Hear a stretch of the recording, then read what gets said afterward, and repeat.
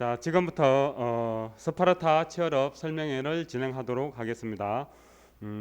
저는 웰페이스 학원 원장 장종완입니다. 만나서 반갑습니다. 갑자기 추워진 날씨에도 불구하고 설명회에 참석해 주신 여러분께 진심으로 감사드립니다. 오늘 설명회는 취업업 핵심 가치가 무엇인지 2021년 취업업 리뷰, 운영 개요, 모집 안내, 과목별 공부 방법 안내 순서로 진행하도록 하겠습니다. 스파르타 취업업은 왜 만들었는지 여러분들이 혹시 알고 계실까요? 제가 설명을 안 드렸기 때문에 모르실 겁니다. 수험생의 노력에 가치를 더하고 싶어요. 열심히 노력하는 것에 비해서 성적이 안 나오는 사람들이 엄청 많아요. 물론 그 방법을 찾아서 잘 하시는 분들이 계시긴 하지만 이 스스로 합격하는 방법을 찾아가는 과정이에요. 취업은. 그리고 스스로 합격할 수 있는 능력을 가르치는 과정이 취업이에요. 단순하게 문제와 해설을 제공하고 그것을 외워와 가지고 작성하는 그런 과정이 아니거든요. 모의고사 시즌에 학원들이 어떤 역할을 하고 있었는지 여러분들 아직 경험을 안 해보셔서 잘 모르실 텐데 모의고사는 현재 석차만 확인하는 그런 시스템으로 되어 있어요.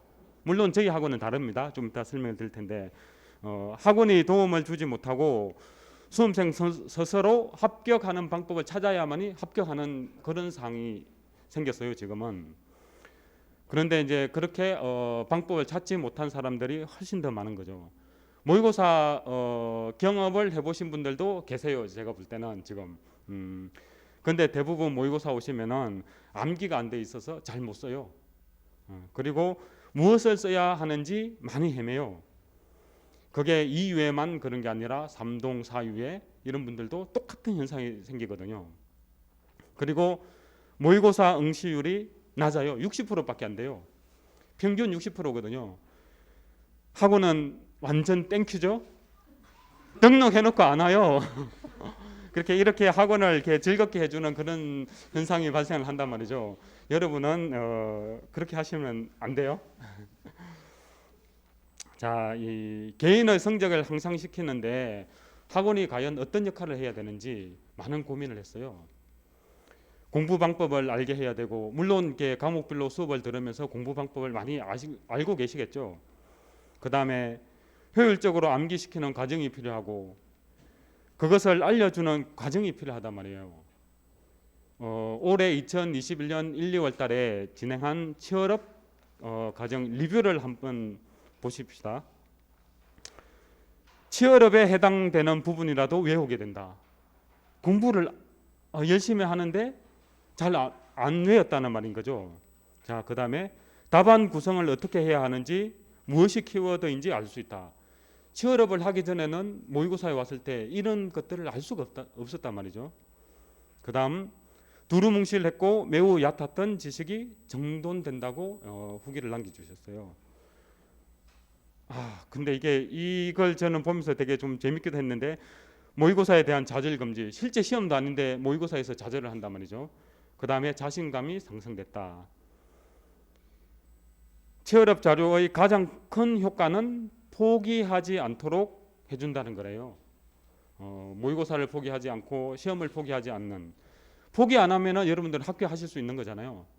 언젠가는 합격하게 되는 건데 그 언젠가를 빠르게 해야 되는 거잖아요. 맞죠?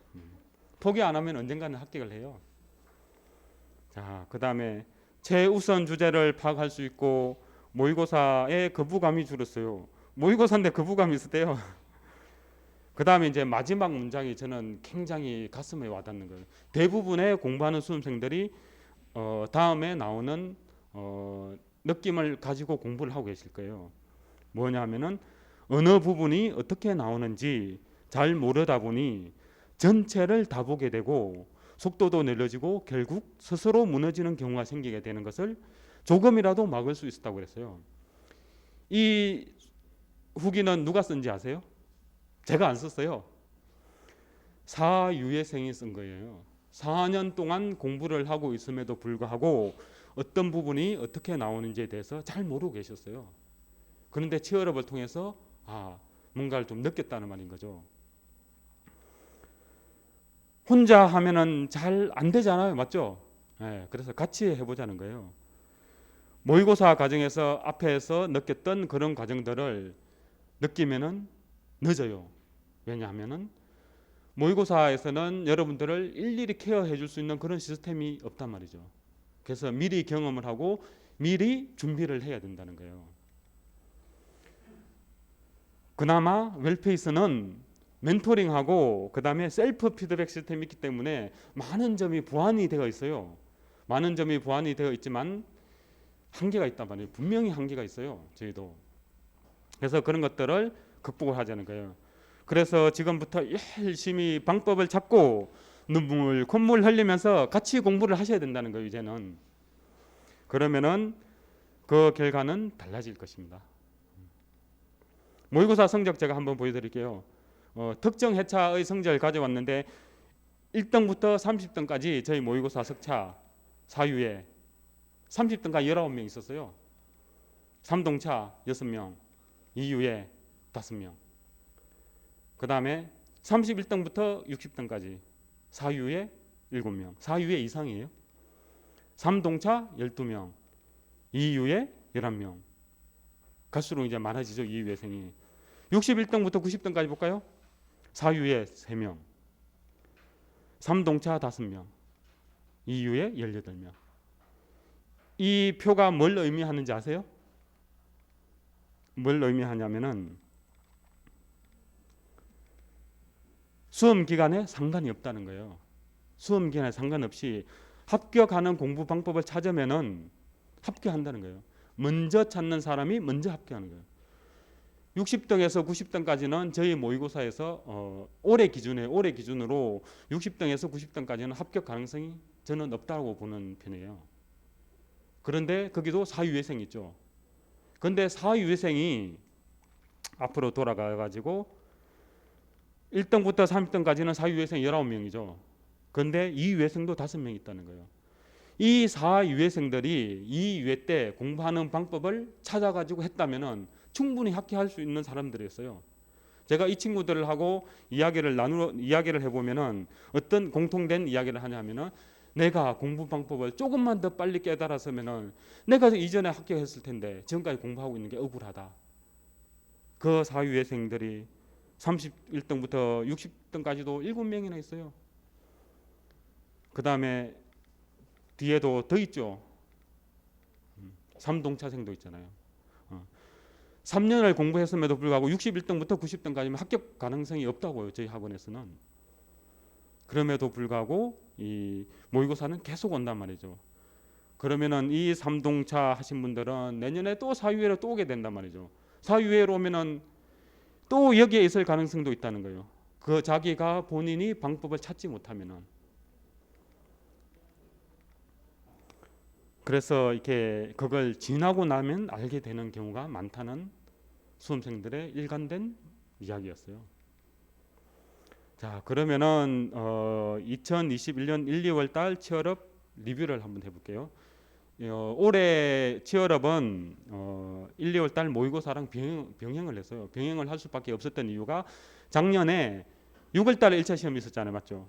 그러다 보니까 7월 달부터 12월 달까지 주구장창 공부하고 수업 듣고 1월 달부터 모의고사 왔는데 모의고사 오니까 힘들잖아요. 그래서 저희가 치얼업을 병행을 시켰어요.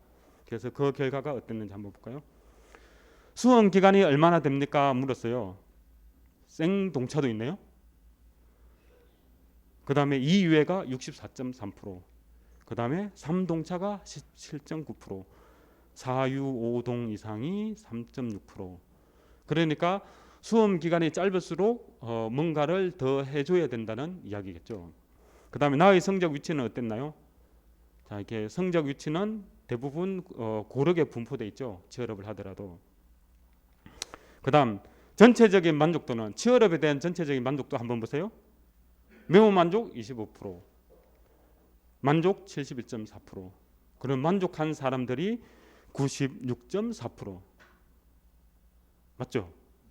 그 다음에 보통 보통은 그냥 싫었나 봅니다.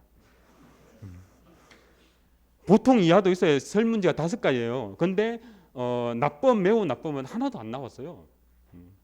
그 다음에 자료에 대한 만족도는 매우 만족 42.9%, 그 다음 만족 46.4%, 그러면은 89.3%가 만족 이상인 거죠. 그 다음에 보통. 이걸 한마디로 표현하면 뭘까요? 웰페이스 취업이 좋다잖아요. 성적 향상에 도움이 얼마만큼 됐나요? 물어봤어요. 자, 매우 향상 42.9%, 향상 46.4%, 보통 10.7% 도움이 많이 됐다는 거잖아요, 맞죠? 자, 그 다음에 이제 자료 없이 내 스스로 공부를 할 수 있냐라고 물어봤어요. 그렇다. 취업 자료 없이 공부할 수 있는 사람이 25%밖에 안 되는 거예요. 나머지 75%는 취업 자료가 없으면 공부를 하기 힘들다. 뭔가의 도움이 필요하다. 이런 말이죠. 보통이다가 53.6%, 보통이 10.7%. 그렇잖아요. 그래서 60 몇 프로가 75%가 도움이 필요했던 상황인 거예요. 공부 방향을 잡아주는 내비게이션 역할이 필요하다, 이런 뜻이에요. 자, 이게 진짜 여러분들이 공부해야 되는 방향이니까 잘 보세요. 일주일 중 취업 자료로 가지고 공부한 기간이 얼마만큼 됩니까? 하루 14.3%, 그 다음에 2일 50%, 3일 30.1%, 기타 4일, 5일 3.6% 이렇게 있단 말이죠. 이거는 뭐냐 하면은 취업 자료가 문제와 해설이라든지 이런 자료를 제공한단 말이죠. 그게 시험에 100% 나올 확률은 별로 없죠. 여러분들이 스스로 공부를 해야 된다는 거예요. 이 자료를 참고해 가지고 연습을 하셔야 된다는 거예요. 자, 그 다음에 본인 공부와 취업 공부 비율이 얼마만큼 됩니까? 취업 자료를 주면 그대로 문제가 나오니까 그걸 달달달달 외워서 적는 방식은 저희가 선호하지 않아요. 이 친구들도 공부한 게 어떻게 했는지 보세요. 본인 공부 9, 취업 1, 21.4%예요. 그 다음 많은 게 본인 공부 7, 취업 3, 39.3%. 자, 그러니까 본인 공부를 하고 취업 자료를 가지고 도움을 받아서 잘 쓸 수 있게 만드는 그런 과정이에요. 그 다음 본인 공부 5대5, 10.7. 취업 자료를 가지고 더 많이 한 사람들도 있네요. 이런 분들은 아마 이렇게 생동차일 가능성이 높다라고 저는 봅니다. 그래서 여기서 시사하는 점이 매우 중요하니까 이걸 잘 기억을 해주시기 바랍니다. 참여자 후기는 뭐 홈페이지라든지 여러 군데 올려놨는데 그 중에서 제가 이렇게 좀 짚고 넘어가고 싶은 게 자료를 통하여 지엽적인 부분 및 필요한 부분을 정리할 수 있었다, 이런 점. 그 다음에 기본서와 취업 자료를 번갈아가며 함께 공부하였다, 이런 부분들이 이제 중요한 시사점이라고 보거든요. 그 다음에 이제 맨 아래쪽에 있는 3동차 수험생 보세요. 3년째 공부를 하고 있는데 답안 구성을 어떻게 해야 되는지, 무엇이 키워드인지 알 수 없었는데 알 수 있었다. 그 다음 보면은 이건 앞에서 이야기했던 거, 중간에 있는 빨간 글자 한번 볼까요? 암기 한 걸 다 쓰려고 하다 보니 시간이 지체되어 다른 문제는 써보지도 못하거나, 암기를 했다고 생각했는데 막상 시험 때는 생각이 나지 않는다거나, 이런 경험을 분명히 하실 거라고요. 그래서 미리 경험을 통해 가지고 당황하지 않는 이런 것들을 얻으셔야 됩니다. 그 다음에 3동차 수험생이 취업을 안 할 줄 알았죠. 이게 후기가 많아요. 3동차, 그 다음 4위에 취업을 그러면 어떻게 운영할 것인지 말씀을 드리도록 하겠습니다. 첫 번째는 선생님하고 학원이 여러분들한테 자료를 보내드릴 거예요. 자료를 보내드리면은 수험생들은 그걸 가지고 자기 주도 학습을 하고, 그 다음에 과목별 핵심 내용을 수강을 하고, 그 다음에 자료를 암기해 가지고 현장에 와서 써보는 겁니다. 시험을 보고, 그 다음에 채점은 합격생이 진행을 할 거고요. 그 다음에 제대로 못 썼다 그러면은 저녁에 남아서 재시험. 그 다음에 합격생과 수험생은 멘토링을 진행을 할 거고요. 첫 번째 이제 자료 제공은 저희가 매주 월요일 날 자료를 제공을 해드릴 거예요. 예를 들어서 시험이 수요일하고 토요일이거든요. 그러면은 내일이 월요일이잖아요. 수요일 날 시험인데 내일 자료 드리면은 다 못 볼 거잖아요, 맞죠? 그래서 그 전주 월요일 날 제공해 드릴 거예요. 그 다음에 자료 배포는 전용 게시판이라든지 아니면 카페라든지 이런 곳을 지정을 해가지고 저희가 공유를 해드릴 거예요. 가끔씩 자료를 팔거나 공유하는 사람들이 있거든요. 여러분들 돈 내고 수강하실 거잖아요. 그리고 여러분들 경쟁자한테 좋은 자료 드리고 싶으세요? 제가 철저하게 감시를 할 겁니다. 가끔씩 제가 수험생인 걸 가장해요. 자료 공유합니다. 그러면 제가 댓글 달겠습니다. 그 다음에 핵심 강의 동영상을 제공하니까 여러분들은 이 강의를 반드시 수강하세요. 모의고사 때도 강평을 안 듣는 분들이 많이 계시는데 핵심 강의는 여러분들이 작성하는 내용들이라든지 이런 것들을 보신단 말이에요. 선생님들이. 그걸 토대로 여러분들에게 어떤 방향이라든지 이 것들을 제시를 한단 말이죠. 그래서 이런 부분들을 반드시 보셔야 돼요. 여러분들한테 피가 되고 살이 되는 그런 좋은 데일 거예요.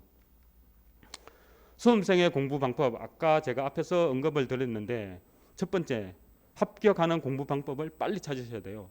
멘토가 배정되면 멘토와 상의해가지고 나한테 맞는 공부 방법을 빨리 찾으셔야 돼요. 그게 선생님들이 늘 이렇게 말씀하시는 내용이잖아요. 구조를 파악해라, 중요한 것부터 암기해라, 핵심 키워드 파악해라, 이런 거잖아요. 그 다음에 두 번째, 배포된 자료를 활용해가지고 핵심 키워드를 파악하시라는 거예요. 핵심 키워드를 파악하고 그 자료를 가지고 나의 기본수로 다시 돌아가라는 말씀입니다.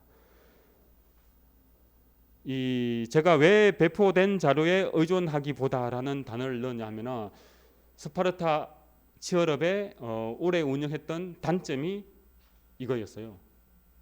자료에 대한 의존도가 너무 높다. 이거였거든요. 그래서 자료에 대한 의존도를 낮춰야 돼요. 그리고 공부를 한 후에 자료를 활용해 가지고 마무리를 하시는 방향으로 가져가셔야 되고요. 그 다음에 이거는 제가 강조 안 해도 선생님들이 엄청 강조하는 내용이잖아요. 과목별로 단권화된 교재를 선정을 해가지고 거기에 모든 것들을 이제 녹여 넣어야 돼요. 지금부터 그 단권화 시켜서 그 책을 가지고 계속 암기하고 잊어버리고 이 과정이 계속 반복돼야 된다는 거예요.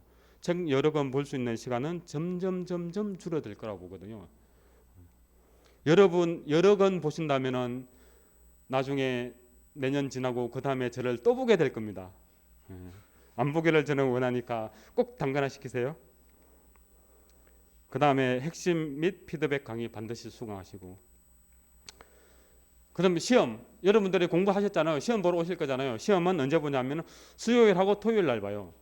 수요일 날은 9시 반부터 간세법, 11시 20분부터 간세율표, 토요일은 9시 30분부터 간세평가, 그 다음에 11시 20분부터 무역실무.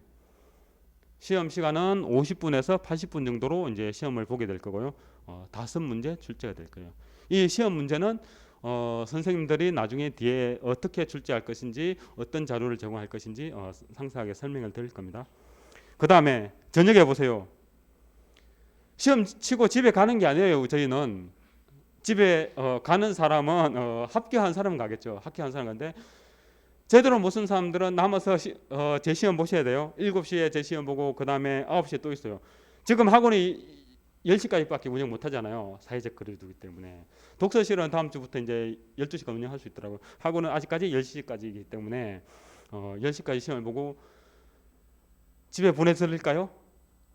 그 전에 이게 다 쓰시길 바랍니다.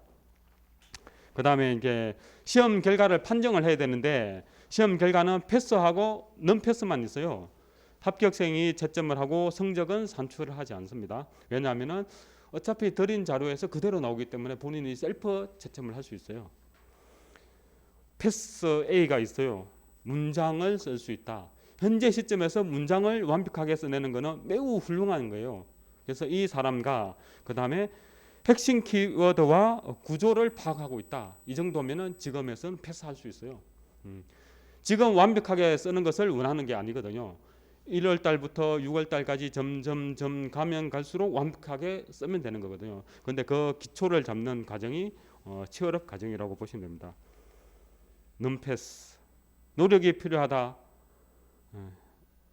이분들은 안녕히 가십시오. 제가 인사를 할 겁니다. 대출 기준도 있어요. 대출 기준. 출석 기준으로 대출하는 기준도 있고, 그 다음에 성적 기준으로 대출하는 경우 있어요. 일단은 학원에 잘 안 나오시거나, 그 다음에 이 시험 보러 안 오시거나 이렇게 하면은 그냥 이 출석률이 93% 미만이 되는 시점에 집에 보내드릴 거니까 이 부분들은 잘 보셔야 될 것 같고요. 성적 기준으로 여러분들을 또 이 대출을 시킬까 생각했는데 대출하면 너무 이렇게 무자비하잖아요. 그래서 이 특별 관리반에 편성해가지고 맞춤 상담이라든지 그 다음에 좀 더 밀착 관리를 해가지고 그래도 안 된다. 그러면은 이게 내년에 합격할 수 없다라고 저는 볼 거거든요. 그래서 이제 그런 분들은 기본반 다시 수강을 하시라고 권해드릴 거예요. 기본반으로 다시 가시고 싶지 않으면은 공부 열심히 하셔야 됩니다. 그 다음에 멘토링. 멘토가 뭐 이렇게 뭐 많이 찍고 있잖아요. 멘토가 이게 저희는 이렇게 학원이 멘토링 시스템이 매우 잘 되어 있는데 멘토링은 멘토분들 되게 힘들어요. 왜 힘든지 아세요? 자기가 작년에 재작년에 겪었던 마음들을 여러분들이 느끼고 있으니까 그게 빙이 된대요, 자기한테. 그래서 수험생 힘든 게 나한테 그대로 전달이 된대요. 그래서 엄청 힘들대요. 그래서 멘토랑 같이 꽃길만 걸으세요.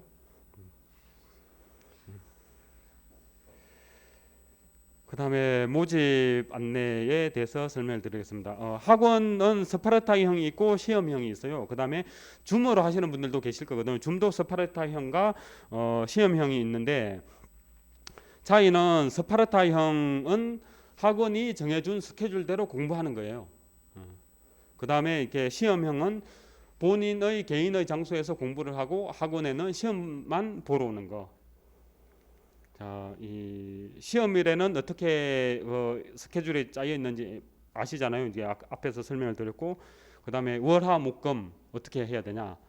9시 30분에 오셔가지고 1교시, 2교시, 3교시, 4교시, 5교시, 6교시, 7교시까지 있네요. 이 시간에 따라서 공부를 하시는 프로그램이에요. 그래서 이 강의실에서 이 프로그램에 따라서 공부를 하는 거고 대략 한 9시간 정도 공부하실 수 있게 최소한 9시간인 거잖아요. 9시간 정도 공부하실 수 있게 만들었고요. 그 다음에 수강료는 나눠드린 자료에 있으니까 참고를 하시면 될 것 같고요. 수강 방법은 설명회 끝나고 학원에서 접수하실 수 있고 아니면은 홈페이지에서 신청을 하실 수 있는데 설명회 끝나고 나면 아마 문자가 전송될 겁니다. 그럼 그 링크에 따라서 신청을 하시면 되고 아직 홈페이지 사이트에 노출이 안 돼 있기 때문에 링크로 가셔야만이 수강 신청을 하실 수 있습니다. 그리고 오늘 참석하신 분들은 5만 원 할인 쿠폰을 발행을 해드릴 거니까 적용하셔가지고 수강 신청을 하시면 될 것 같습니다. 제가 설명드릴 내용들은 대부분 다 이제 언급을 해드렸습니다. 스파르타 치얼업은 여러분들에게 단순하게 암기를 시키는 그런 트레이닝 과정만 제공되는 게 아니라 여러분들이 내년에 설령 합격하지 못하더라도 3동 때 합격하셔야 될 거잖아요. 아니면 4유예 때 합격하셔야 될 거잖아요. 4유예생으로 합격하지 못하고 끝나는 사람도 엄청 많다는 말이에요. 4년 동안 공부했음에도 불구하고 접고 이게 이제 다른 이제 취업을 가시는 분들도 많으시거든요. 그래서 그런 분들은 그 공부 방법을 못 찾았기 때문에 떠나는 거거든요. 여러분들은 이 수험 시장에 들어오셨으면은 합격하고 나가시기를 바랍니다. 그래서 그 합격할 수 있는 동력을 만들어 드리는 것이 취업 스파르타 과정입니다. 그렇기 때문에 여러분들에게 도움이 될 거니까 기대하셔도 좋습니다. 그 다음은 이 과목별로 책임 관세사분들이 오셔가지고 학습 방법을 안내를 해드릴 겁니다. 나의 과목은 어떻게 출제하고 어떤 문제를 낼 거고 어떻게 공부하라 이런 내용들을 말씀을 드리도록 하겠습니다. 과목별로 이제 4분씩 다 나오시거든요. 설명 잘 들으시고 궁금하신 점들은 나중에 선생님들 설명 다 끝나고 제가 다시 질문을 받도록 하겠습니다. 전소연 간세사님을 모시겠습니다. 네, 안녕하세요. 안녕하세요. 저는 웰페이스에서 관세법을 강의하고 있는 전소연이라고 합니다. 낯익은 얼굴도 있고 아니신 분들도 계시고 아마 여러분들은 인터넷으로 저를 보신 분도 계시죠? 격하게 끄덕끄덕 해주세요. 왜냐면 잘 안 보여요? 마스크를 쓰고 있어서. 네, 그래서 제가 그래서 지금 학원에 올해 처음 강의를 하면서 기본 이론 했고, 그다음에 심화 했고요. 그다음에 지금 현재 하고 있는 게 이제 출제자가 좋아하는 답안이라고 해서 답안을 작성하는 그런 것들에 대해서 좀 설명을 해드리고 있는데, 요 치어럽은 뭐 잘 들어보셨겠지만 진짜 실전으로 답안을 써보는 연습을 많이 해볼 거예요. 그래서 관세법 같은 경우는 어떻게 하실 거냐면, 뭐 제 수업을 한 번이라도 들어보셨으면 아마 잘 아실 겁니다. 관세법을 하실 때에는 무조건 예부터 시작하고 하시는 거예요. 장절 간조가 머리에 없는데 답안을 쓴다? 관세법에 답안을 쓴다? 그런 일은 있을 수 없어요. 그런 일은 있을 수 없어요. 장절 간조를 다소 모르더라도 답안 쓰는데 문제가 없진 않을까? 문제가 아주 많고요. 그럴 수 없습니다.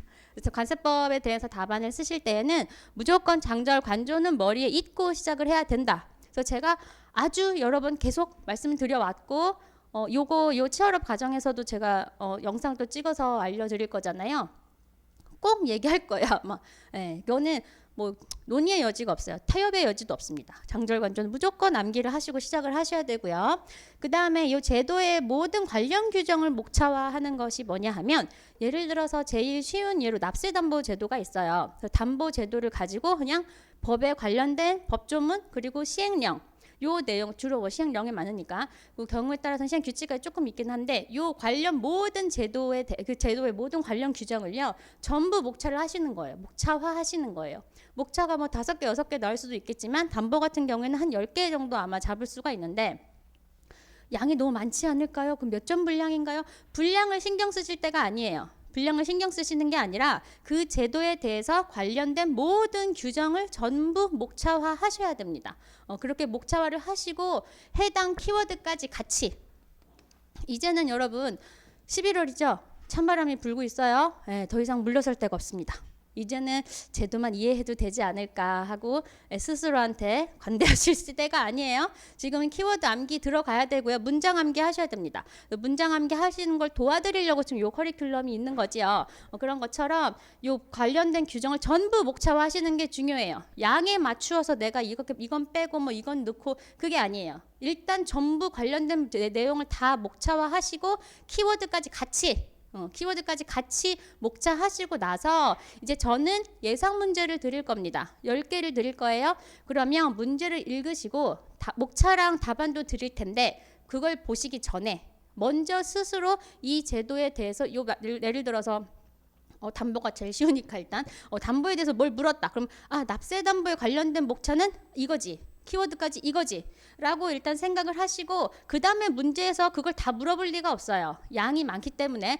그 중에 물어보는 내용만 찝어서 답안을 작성하기 위한 목차를 다시 만드시는 거예요.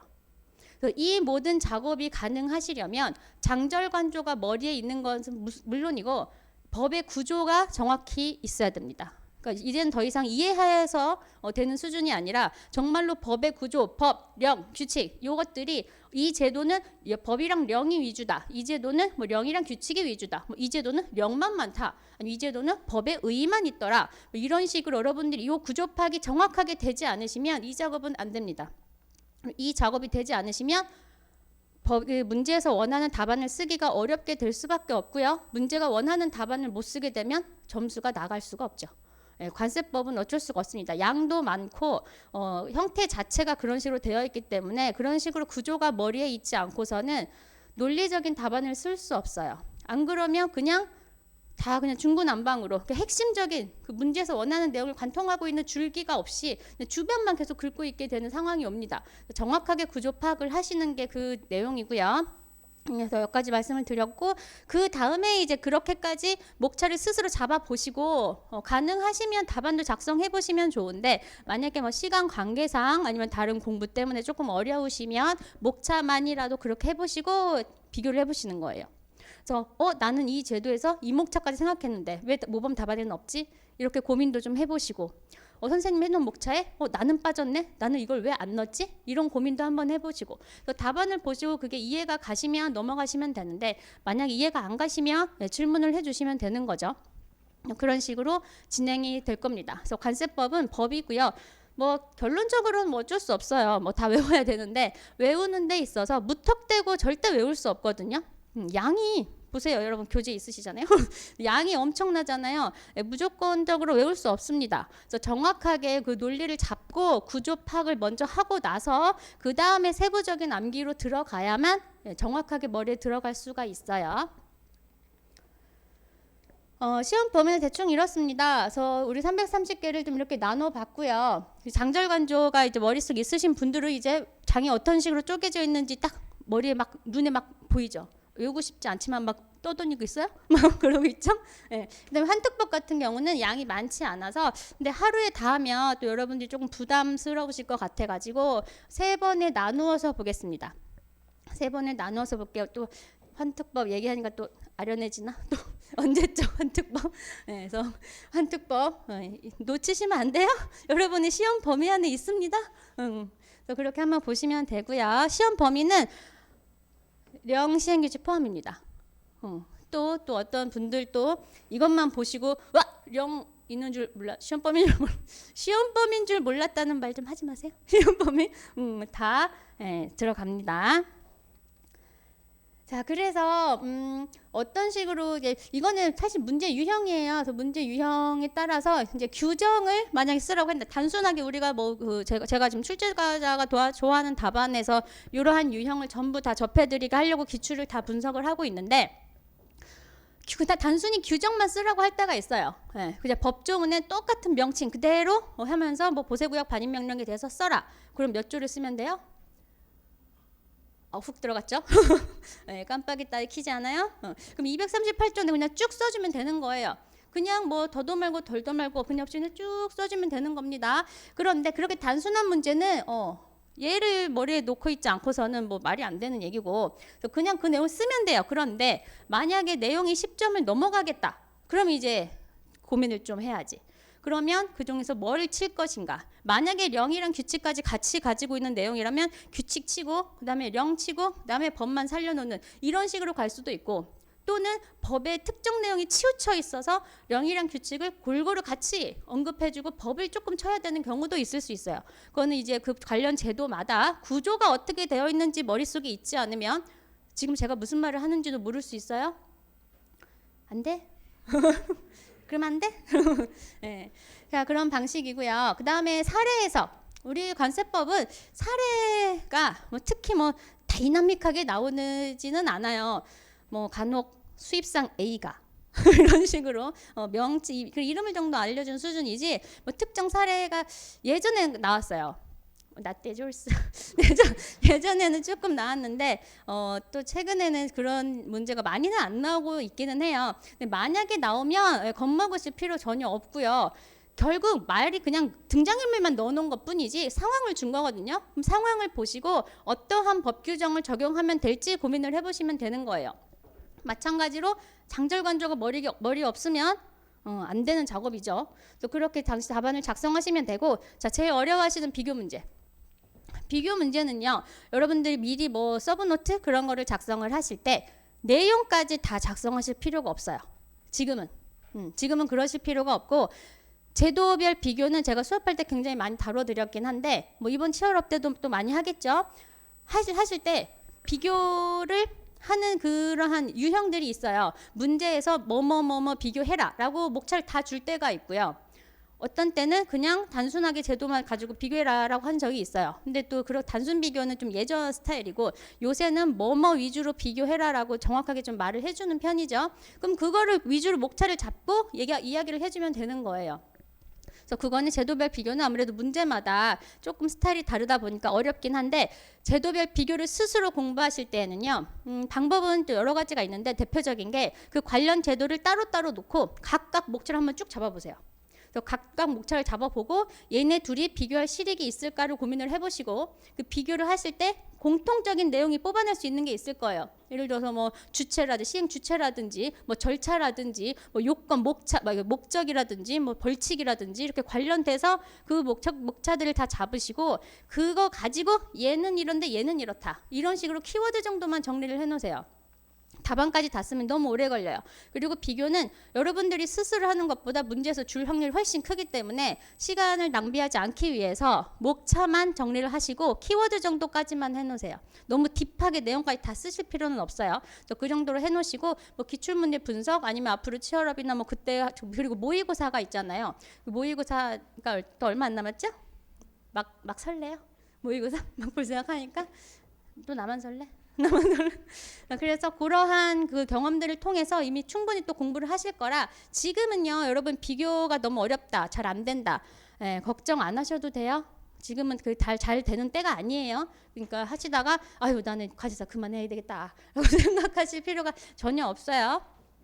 네, 그 정도 보시면 되시겠고 그래서 제가 제공을 해드리는 자료는요. 저는 다른 과목이랑은 조금 달라요. 법이라서 그냥 10문제 예상 문제를 드리고요. 그 10문제 각각의 모범 답안을 드릴 건데 답안 앞쪽에 목차를 정리해서 드릴 거예요. 한눈에 보기 쉽게. 그래서 한눈에 보기 쉽게 목차를 정리해 드리면서 각 목차에 쓰셔야 할 법조문의 규정을 같이 써드릴 겁니다. 그러면 답안을 보시기 전에 미리 물론 목차까지 가리면 좋겠죠. 해보고 연습을 좀 해볼 수도 있고 목차만 보고도 이 내용 중에 이것만 쓰라는 거구나 이것만 쓰라는 거구나 하고 감을 좀 잡으실 수 있죠. 그 다음에 저는 모범 답안을 그 다음에 또 뭘 드릴 거냐면 그 모범 답안을 두 가지로 드릴 건데 하나는 그냥 A4 네모에다가 그냥 줄줄줄줄 있는 걸 드릴 거예요. 목차는 있어요. 근데 그게 다 빈칸이 있을 거예요. 키워드는 빵구를 뚫어 놓을 거예요. 그래서 빵구를 구멍을 뚫어 놓을 거예요. 여백을 그런 식으로 좀 구멍을 놔둘 거고 그 다음에 이제 우리 답안 형식 있잖아요. 우리 여러분 다 받으셨죠 오늘? 그래서 그 답안의 형식에다가 답을 써서 드릴 거예요.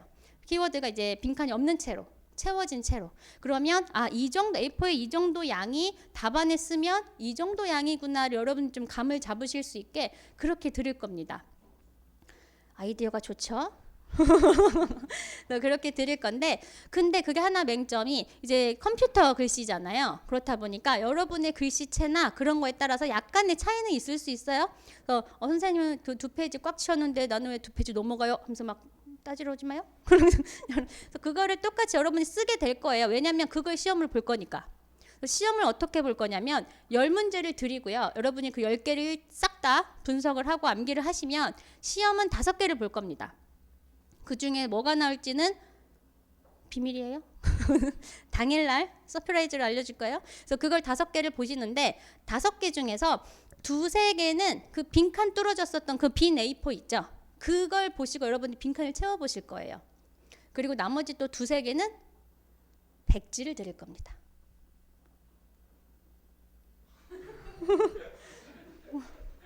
별로야?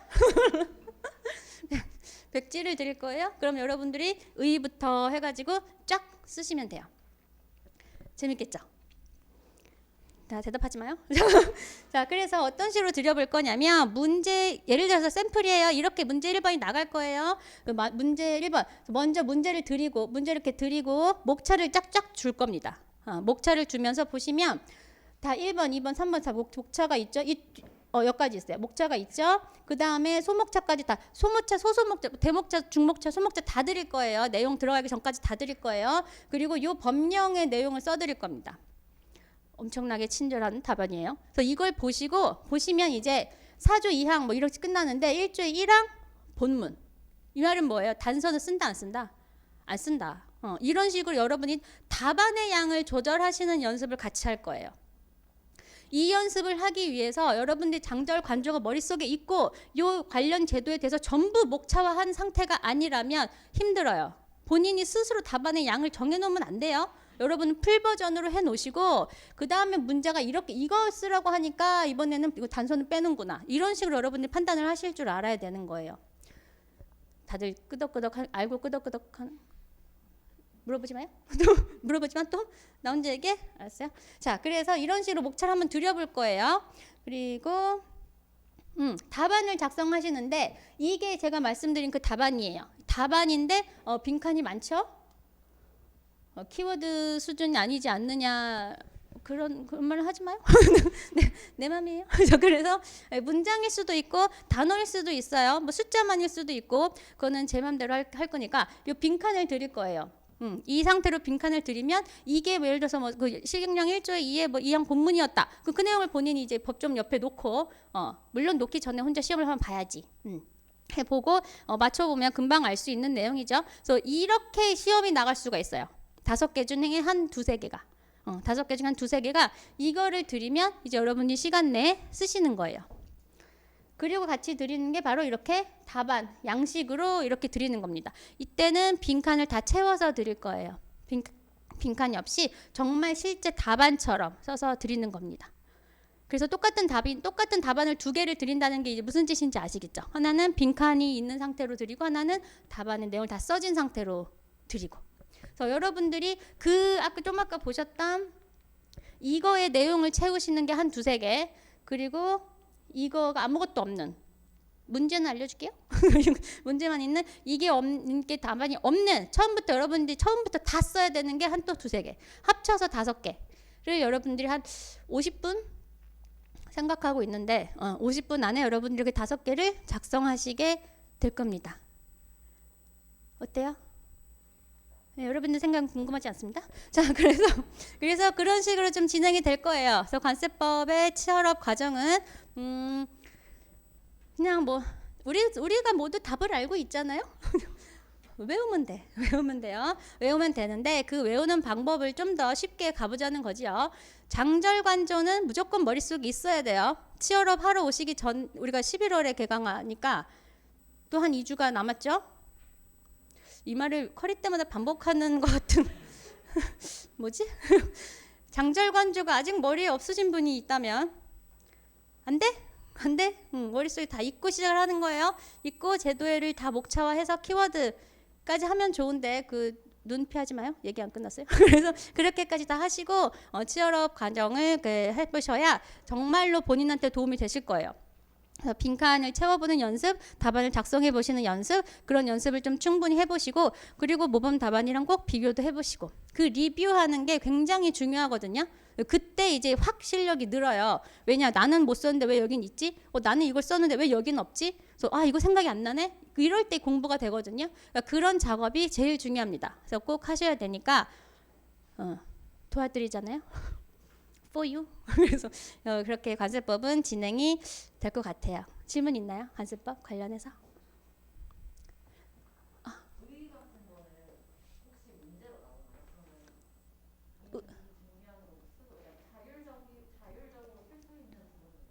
그럴 수 있죠. 그리고 의의 지금 저 친구는 뭘 물어봤냐면 의의 같은 경우는 만약에 우리가 제도에 따라서 그 법조문의 내용이 있는 경우가 있죠. 근데 정말 본인의 생각을 써야 되는 경우도 있을 수 있어요. 그러면 본인의 생각을 쓰는 거에는 배점이 크진 않을 거예요. 근데 그게 중요한 게 아니고 작성을 하시는 데 있어서 본인의 생각대로 작성하셔도 괜찮아요. 그런데 이제 그런 거는 제가 뭐 강평이라든가 아니면 그 전에 사전 영상 설명을 해드릴 때 반드시 무슨 단어가 들어가야 된다, 아니면 무슨 뉘앙스로 작성이 돼야 된다라고 안내를 해드릴 겁니다.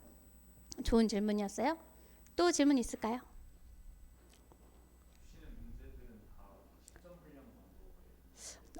또 좋은 질문이 나왔네. 역시 내 학생들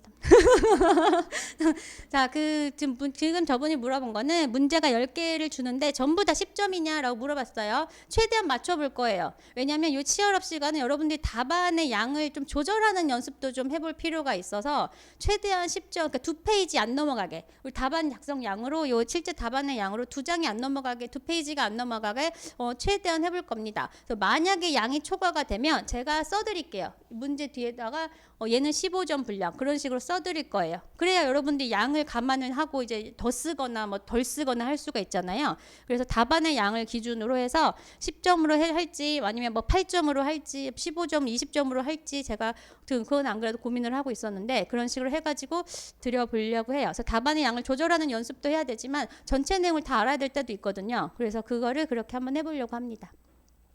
또 질문 있어요? 없으니까 빨리 꺼져. 괜찮아요? 이제 저 가도 돼요? 알잖아요. 관중이라 오래 있는 거 좋아해요. 자, 그러면 관세법은 여기까지 해볼게요. 고맙습니다.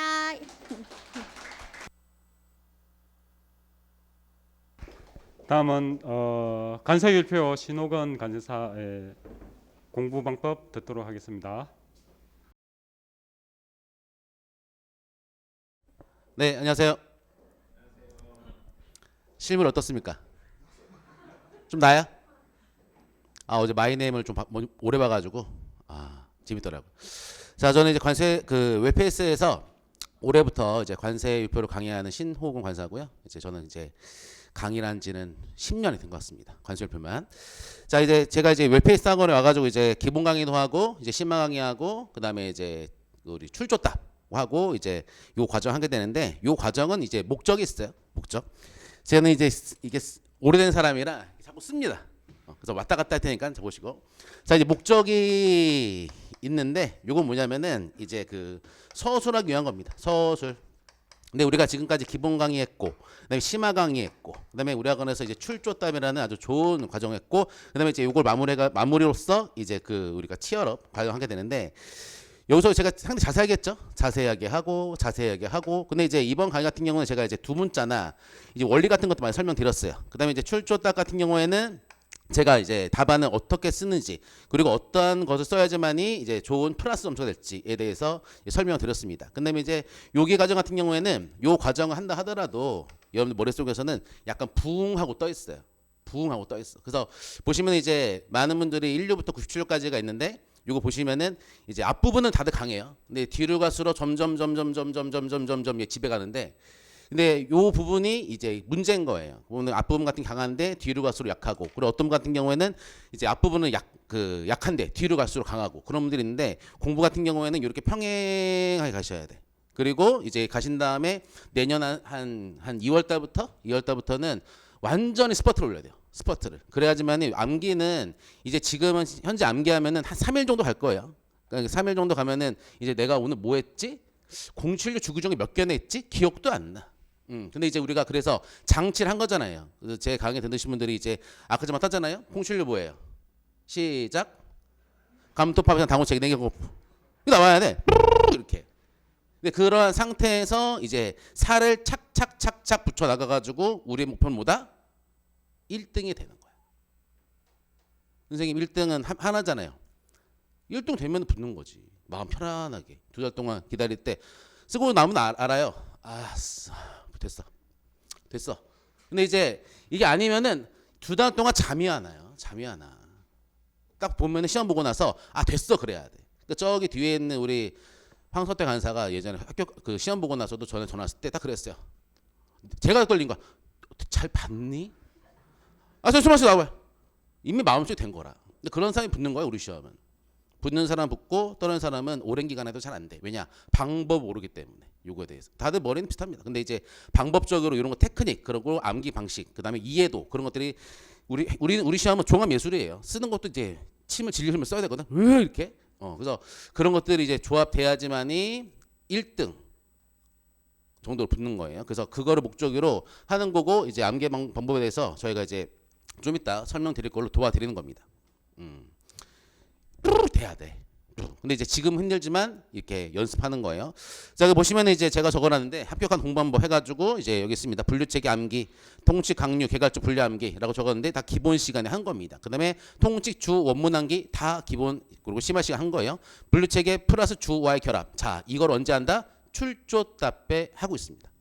근데 출조 답배 같은 경우에는 전범위에 대해서 할 수가 없어요. 근데 중요한 것에 대해서 제가 이거를 결합시키는 방법 알려드리는데 보면 이제 이런 것들을 잘 하시는 분도 있고 좀 못 하시는 분들도 있어. 근데 그거는 차이는 뭐냐면은 기본하고 심화 때 정말 집중적으로 열심히 항상 제가 말씀드렸죠. 수업 끝나면 집에 가가지고 2회 독보시라. 예습하면 혼난다. 예습하면 안 돼요. 몰라요. 외계어입니다. 그래서 이제 복습하시고 두 문자 따고 두 문자 우문으로 하면서 혼자 책 덮고 외워보고 그렇게 하신 분들은 돼. 근데 그렇게 좀 미진하게 하거나 좀 그런 것들을 좀 간과하거나 그런 분들 같은 경우에는 힘들어. 그래서 이제 출조타 때 이렇게 분류체계 주 결합, 그다음에 분류체계 주 총설 결합 이렇게 두 가지에 대해서 결합하는 걸 하고 그다음에 여러분들이 쓸 겁니다. 아까 이제 관세 업계에서 가장 그 미인이신 전소영 하사님 말씀하셨는데 아까 말씀드렸잖아요.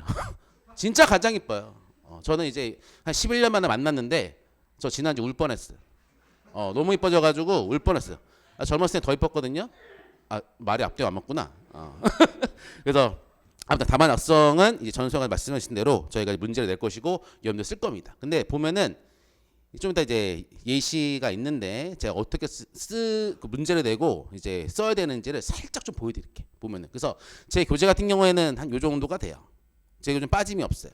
빠짐이 없어야 돼 무조건. 근데 거기서 기본하고 심화 때 선별하는 작업도 했고 그다음에 제가 밑줄쳐라고 했죠. 밑줄쳐라라고 해야지 치는 겁니다. 자기 생각대로 가면 안 돼요. 다 제가 시키는 대로 해야 돼. 그런 작업들을 했었는데 이제 그런 작업들을 이제 연결시키는 작업들 하는 겁니다. 자, 보면은 자, 출제 범위표 보시면은 이제 관세표 같은 경우는 숫자죠. 숫자로 이제 표현했습니다. 자, 1류부터 97류까지 적어 놨어요. 근데 보면은 하나가 빠진 게 있어요. 뭐가 없어요? GRI. 통칙이 없네. 통칙 어디 있습니까? 여기 없어. 어디 있어? 아니, 수업 때 뭐 그랬어요? 통칙 어디 있어? 요 왼쪽 가슴에 있잖아. 왼쪽 가슴에서 이게 흘러 들어와 가지고 15부 주 5나 합금이나 복합물품이나 16류 주 2에서 2종 이상의 교재식품 그런 것들보다 이쪽에서 끄집어 와 가지고 이쪽으로 온 다음에 이제 2종 이상의 것 같은 경우는 주규정 있는 경우는 주에 따른 것이고 그렇죠? 없는 경우에는 뭘 따른다? 통칙이나 통칙삼 프로세스에 따른다 라는 게 이제 들어가야 되는 거거든. 알잖아. 그래서 그런 게 있기 때문에 통칙은 평상시예요. 그리고 이런 것들은 주규정이랑 같이 얼머물어서 쓰는 것이고 그다음에 통칙 다 각각 해설도 있는데 이건 됐고 그 통칙은 왼쪽 가슴에 있기 때문에 뺀 겁니다. 이거는 그다음에 특징이 맨 마지막 보시면은 2022 개정 비교라고 되어 있어요. 자, 내년에 이제 시험에서 이제 우리 관세부 같은 경우에는 이제 5년마다 개정이 돼요. 5년마다 개정이 되는데 제가 이제 보면은 쭉 개정 내용을 이제 5년마다 된 거 보면은 내년 개정 같은 경우에는 제가 볼 때는 수업 목적 볼 때는 실질적인 개정은 많이 없어. 포인트가 있어. 근데 대신 총 몇 가지가 있냐? 제 이제 그 정리한 거 제가 한번 강의했었잖아요. 많은 분들 오셔가지고. 근데 왜냐면은 개정본 같은 경우에는 여러분들이 수업 목적으로 보면은 많이 없어요. 근데 이제 실무상 HS 코드 6자리 해설서 그런 까지 개정본 보면 해설서 아직 그 편집자 중에 있어요. 기재부에서. 그래서 이제 그런 내용까지 보면 엄청나게 많지만 우린 6단위까지는 볼 필요가 없거든. 그래서 이제 수업 목적을 보면은 제 그 얇은 거 냈잖아요. 그거에 한정이 됩니다. 그리고 요 개정 같은 경우 중요한 게 있어요. 2017이랑 2022를 둘 다 알아야 돼. 그리고 이것들이 왜 바뀌었는지, 어떠한 취지에 따라서 바뀌었는지 이걸 아셔야 돼. 그리고 요랑 개정 내용을 관련된 문제가 나온다. 그럼 쭉 쓰고 2017년에서는 요거. 하지만 어떤 취지에 따라서 2022에서는 이렇게 변했다라는 게 나와야 돼요. 개정 전과 개정 후를 알아야 됩니다. 왜 바뀌었는지 이런 거를. 그래서 이제 둘의 비교에 대해서도 별도로 목잡했습니다. 하지만 이제 범위 같은 경우에는 개정된 내용들 다 반영해가지고 제가 낼 거예요. 요거는. 자, 그다음 보시면 이제 관세표 문제유형 풀이및 대체라고 되는데, 자, 관세표 같은 경우에는 이제 뭐 거의 뭐 암기를 많이 이제 요구하는 시험이죠. 요거는. 근데 보시면 이게 나와 있어요. 풀이 보시면은 문제에서 요구하는 부분 파악 및 관련 전체 규정 서술 준비라고 되어 있습니다. 풀이는. 근데 이제 관세표는 단순 서술이라는 문제가 있는데 참 요게 보면은 말씀해 주시면은 저는 솔직히 마음속으로 어떻게 생각드는지 아세요? 맞춰보세요. 짜증나. 왜 짜증나 아세요? 그건 잘 모르는 사람들이야. 관세표 잘 모르면은 관세표는 요 규정만 외우면 되는 거 아니에요? 말 같지도 않은 소리 하고 있어. 허재 말한 것처럼. 말 같지도 않아. 그러니까 모르는 거야. 그러니까 근데 이런 거를 설명을 해봤자 모르는 사람한테 말해봤자 입이 아프거든요. 근데 이제 수험생들 분한테는 제가 자세하게 설명드리는지 이걸 왜 써야 되는지 하지만 잘 모르는 사람한테는 그래요. 그렇게 하세요라고 해. 그러니까 여러분들 뭐 향신료 같은 거 문제 나오면 뭐가 딱 생각나세요? 뭐 주기종 생각나시나? 가테다십 생각나시지? 근데 저 같은 경우 향신료 생각나면요, 그 향신료 같은 경우에는 그 해설이 생각나요. 향신료가 뭐야? 정유나 방향 성분이 풍부해서 조미료나 용도로 사용되는 것. 괄호하고 뭘 써야 돼? 근거? 총소 쓰면 되는 거야. 저는 그 마인드가 있어. 그 마인드가. 그러니까 그렇게 시작이 돼야 되는 것이지 그냥 아무 생각 없이 그냥 가테다집 쓴다? 1등이 안 된다니까요. 그러면 이제 그 시험 보고 나서 불안해. 근데 완전체가 된 답안을 써야지만이 절대 떨어질 수가 없거든. 절대 떨어질 수가 없어요. 그래서 관습표는 정직한 과목이기 때문에 구성되는 체계가 있어. 그렇게만 쓰면은 무조건 100점이야. 그리고 핵심어들이 이해를 했다는 전제 조건 하에서 논리적 배열이 됐다. 그러면은 무조건 얘는 고득점이에요. 무조건. 배신 안 한다니까. 왜냐면 이제 채점한다 하더라도 이건 썰이 아니기 때문에 딱 보고 나서 맞아. 그건 다 점수 준다는 거라고. 이건 거짓말 안 해. 관수표 같은 경우는. 그리고 빨리 끝나는 과목 중에 한 개가 관수표예요. 한 여러분들 3월 달에 끝내야 됩니다. 이게.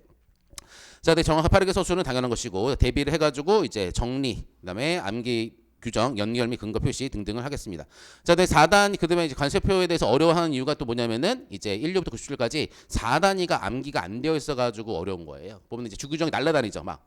보면 이제 뭐 84로 주규정 몇 개 있어, 07로 주규정 몇 개 있어 보면은 그래요. 날라다녀. 그게 왜 그러냐면은 이제 그 호의 구성 체계가 정리가 안 되었기 때문에 날라다니는 거예요. 호의 구성 체계가 머릿속 쫙 나오고 그다음에 관련된 주규정이 호의 용어 요거는 주규정 요거.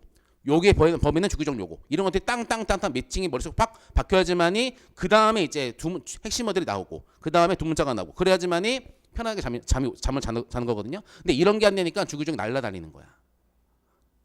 막 68류 같은 거 68류 보면은 지금 여기 있는 분들 중에서 강하신 분이 거의 없을 겁니다. 그쵸? 왼쪽 손을 대봐. 왼쪽 손 통칙 있잖아. 통칙 약간 밀고 좀 해봐. 68류. 잘 안 된다고. 어떻게 해야 돼? 포석스, 밀리언 더블합판, 풀코스트 마운기 막 해야 되잖아. 이렇게 나와야 된다고. 그 다음에 주규정 여기 있어, 제규정 있어, 주규정 여기 있어 그렇게 해가지고 정리가 되는 거거든요. 그러면 끝이야. 끝. 가장 빨리 끝나.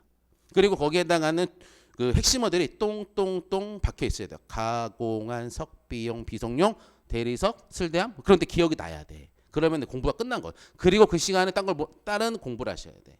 얘는 효자 과목이에요. 효자 과목. 관세사 같은 경우는. 우리 시험에서. 자, 그다음에 이제 사례형 문제가 있는데 저는 이제 사례형 문제 상당히 좋아해요. 그래서 예전 뭐 상관없습니다. 전 학원에서 이제 같은 경우는 알려드릴 게 많아가지고 사례형도 많이 내고 되게 여러 가지 꼬아서 내기도 하고 많이 노력했어요. 근데 이제 사례형 같은 경우에는 제가 출제를 할 때 완전히 수업 목적으로 압축해가지고 정말로 실질적인 문제들만 제가 낼 거예요. 붙여하고 다 빼버리고 그래서 우리 수업 목적으로만 낼 것이고 그다음에 이제 이런 대비 같은 경우에는 아까 2번 두 번째 이거 있죠. 벽돌과 같은 서술. 이게 가장 안 좋은 겁니다.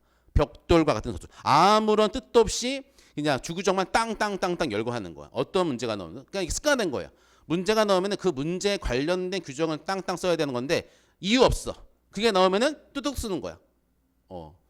이유가 없어요. 그러니까 그런 게 이제 관세율표 시험에서 상당히 이제 그 마이너스가 되는 부분이거든요. 논리적으로 써야 되는데, 그러니까 아까 얘기했잖아. 그런 것들을 관세율표는 그냥 외우는 거 아니에요? 나 얘기한다고. 그렇게 하세요. 근데 마음속에서는 한 10년 하겠네. 그 생각이 든다고. 그래서 이런 것들에 대해서 이제 벽돌 같은 서술 같은 경우에는 지양해야 됩니다. 요걸 이제 치열업 때 해드리는 거고. 자, 그다음 보시면 이제 제공 자료가 되어 있는데, 자 보면 이제 각 범위에 대해서 내용을 정리합니다. 그래서 이제 말씀드렸죠.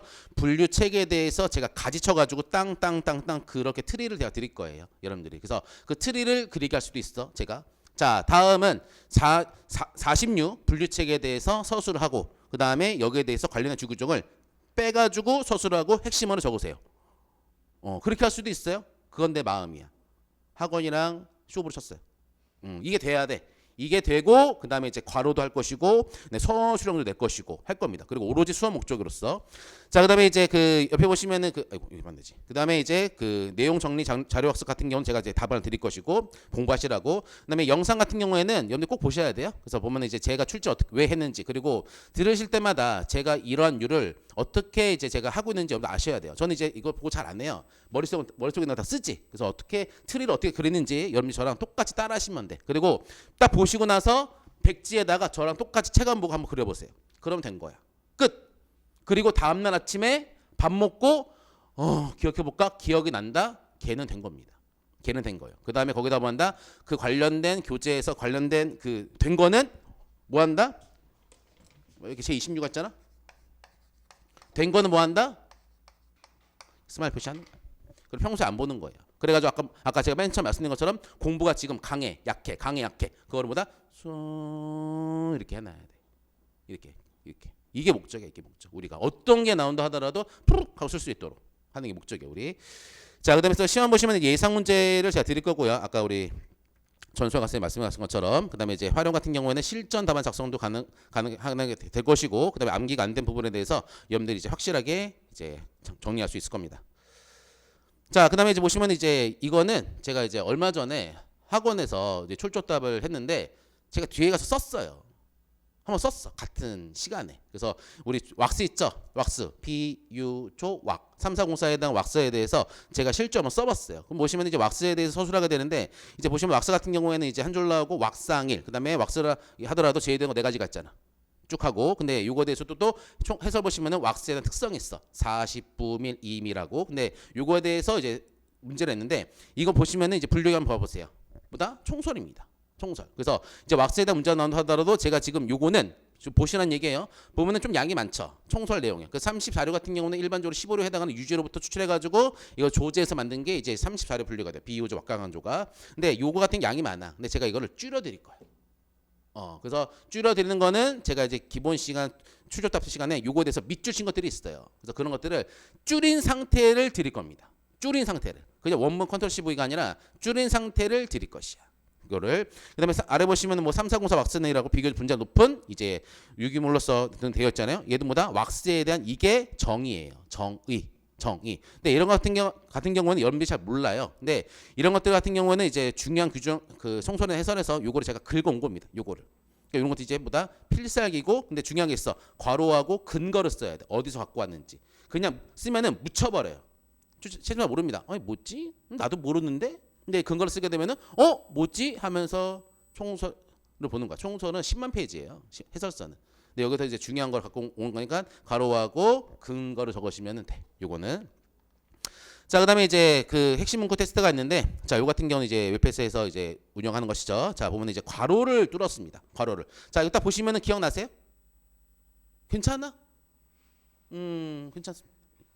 뭐 있구나. 지금은요, 여러분들이 왁상일이 있고 제외된 거 네 가지가 있다. 그것만 아셔도 성공한 거예요. 네 가지가 있다라는 거. 나 다 알아. 네 가지가 있다는 거. 그런 거 외우시면 돼. 그래서 이런 것들에 대해서 뭐 한다? 여러분들이 시험 보시면서 중간 넣는 것이야.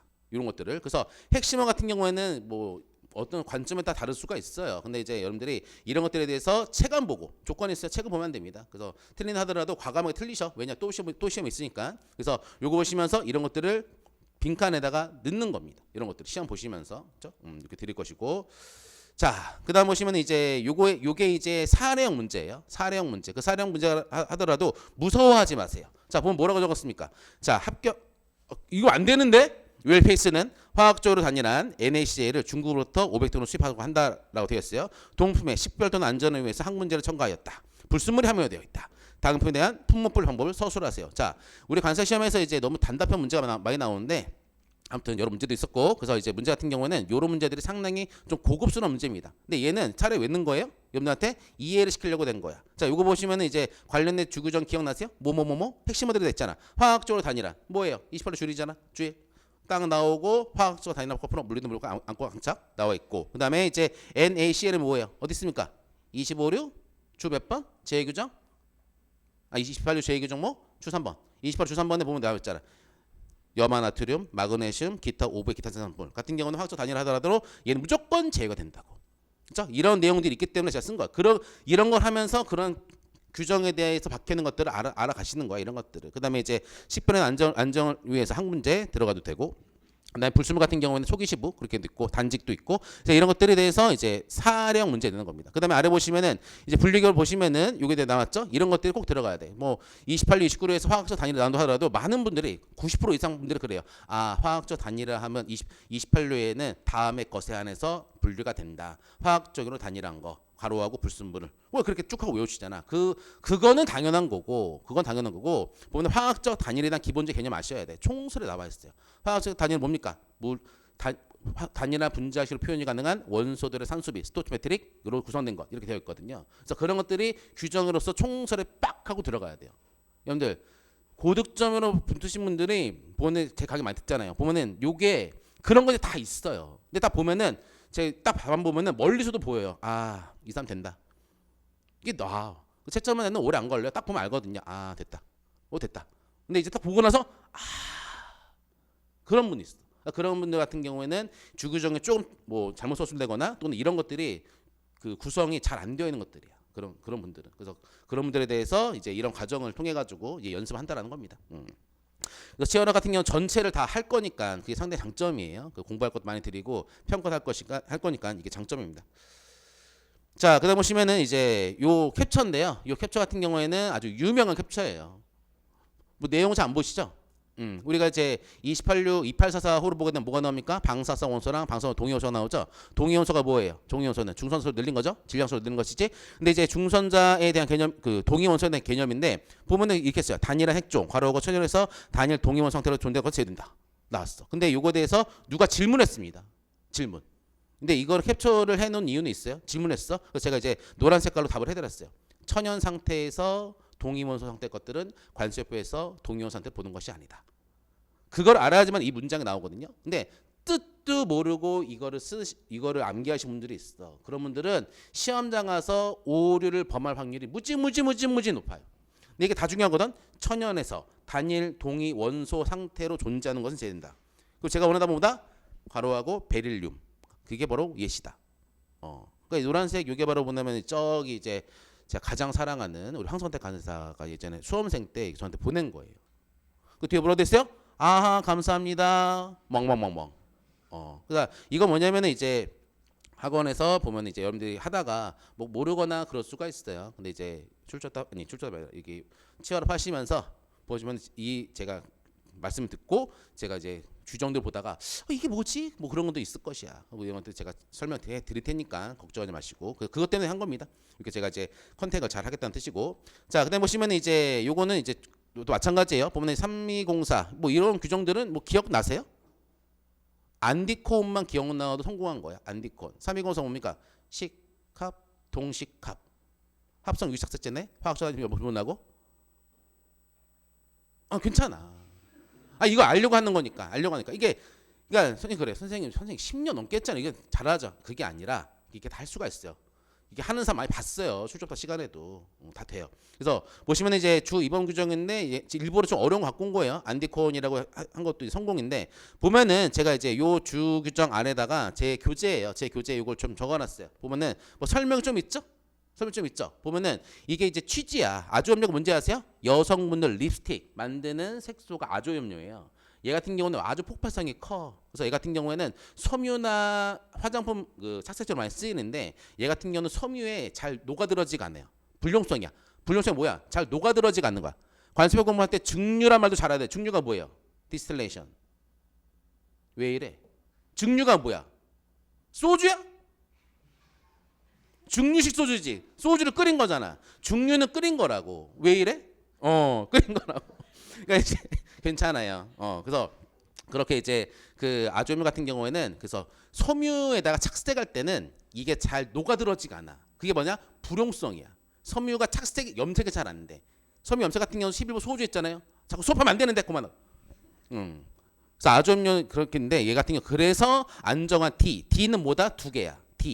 디아조염. 아조는 이제 질소가 들어간 거예요. 그래서 얘는 커플러는 발색제입니다. 색을 더 화려하게 하는 게 발색제야. 이런 것들은 짬뽕한 거는 3204에 분류가 돼. 그렇게 이제 더 이해를 하고 싶은데 이렇게 이제 이해가 되거든요. 그래서 보다 이러한 내용들이 있어. 근데 얘는 서술하는 게 아니야. 이해를 하기 위해서 이해를. 그래서 이해를 하고 이 규정들을 외우셔야 돼. 그래서 제가 답안지에 대해서도 이렇게 한 것들을 캡처해서 넣을 거예요. 근데 이게 상당히 도움됩니다. 아, 신호근이는 이게 왜 그러면 아, 여기서 끊었구나. 핵심어가. 그런 것도 이제 같이 보신다고. 그다음에 위에다가 할 거예요. 안티커혼. 그것도 이제 위에다 점 똥똥똥 찍어드릴 거고. 똑같이 외우는 소리야. 나랑 같이, 저랑 같이. 그죠? 그다음에 알아보시면 이제 이건 친숙한 규정의 유기계면 활성제라고 되어 있습니다. 요거 같은 경우에도 요렇게 빨간색 밑줄신 것들이 머릿속에 있어야 돼. 아, 숫자가 3개가 나온다. 0.5, 20도, 1시간, 방치. 그죠? 그다음에 뭐가 나온다? 물하고 표가 나온다. 그죠? 그렇게 해가지고 아니 투만물이랑 물표가 나온다. 그렇게 해가지고 이제 밑줄이 핵심어들이 나옵니다. 핵심어. 그래서 제가 어떤 때에는 이거 원문을 드릴 것이고 아래다가 이렇게 캡처를 드릴 거. 아, 그러면 신호곤이는 이제 요거를 요렇게 핵심을 보는 거구나. 이제 볼 겁니다. 요거를. 자, 됐습니다. 자, 그다음에 이제 요 같은 경우는 이제 지난 시간에 출제부터 때 했던 거예요. 보면 이제 이거 뭐예요? 소준의 제 글씨가 이래요. 저는 이제 관서 공부하면서 떨어지면서 이 손가락을 부셔버리고 싶었어. 아는 것만 아는데 이 손가락이 진짜 그래가지고 글씨가 이렇게 바꿨어요. 저는 이게 우상향차인데 도움 많이 받습니다. 그래서 이렇게 글씨도 이제 빨라지고 지금도 글씨가 이래요. 바뀌었어 완전히. 그래서 요 같은 경우에는 뭐냐면은 이제 두 문자를 그냥 대놓고 적어놨습니다. 그래서 여러분들이 이렇게 이제 두 문자들이 소주라 하더라도 이렇게 있어야 돼요. 뭐 취지가 있죠. 스포츠용 신발이네. 테니스하나 그런 것들 스포츠 신발이에요. 관세표는 농구하나 그런 것도 스포츠 신발이 아니에요. 그래서 이 같은 경우는 이제 스포츠용 활동으로 제작된 것으로 이렇게 나오는데 읽으면서 스포츠 활동용으로 제작된 것으로서, 그렇죠? 스파이크, 클립, 파 이와성 것들이 붙였거나 붙이도록 준비된 것이다. 이것이 이제 스포츠용 신발 첫 번째 규정이고, 두 번째 같은 경우는 스크스 레벅사 뭡니까? 스키부츠, 크로스컨트리, 뭐 스케이팅, 레슬링, 복싱화, 사이클화 그런 것들이 이것이다. 근데 위에 보시면 주일바가 있네. 이거 뭐예요? 주일바? 괜찮아. 주일바 뭡니까?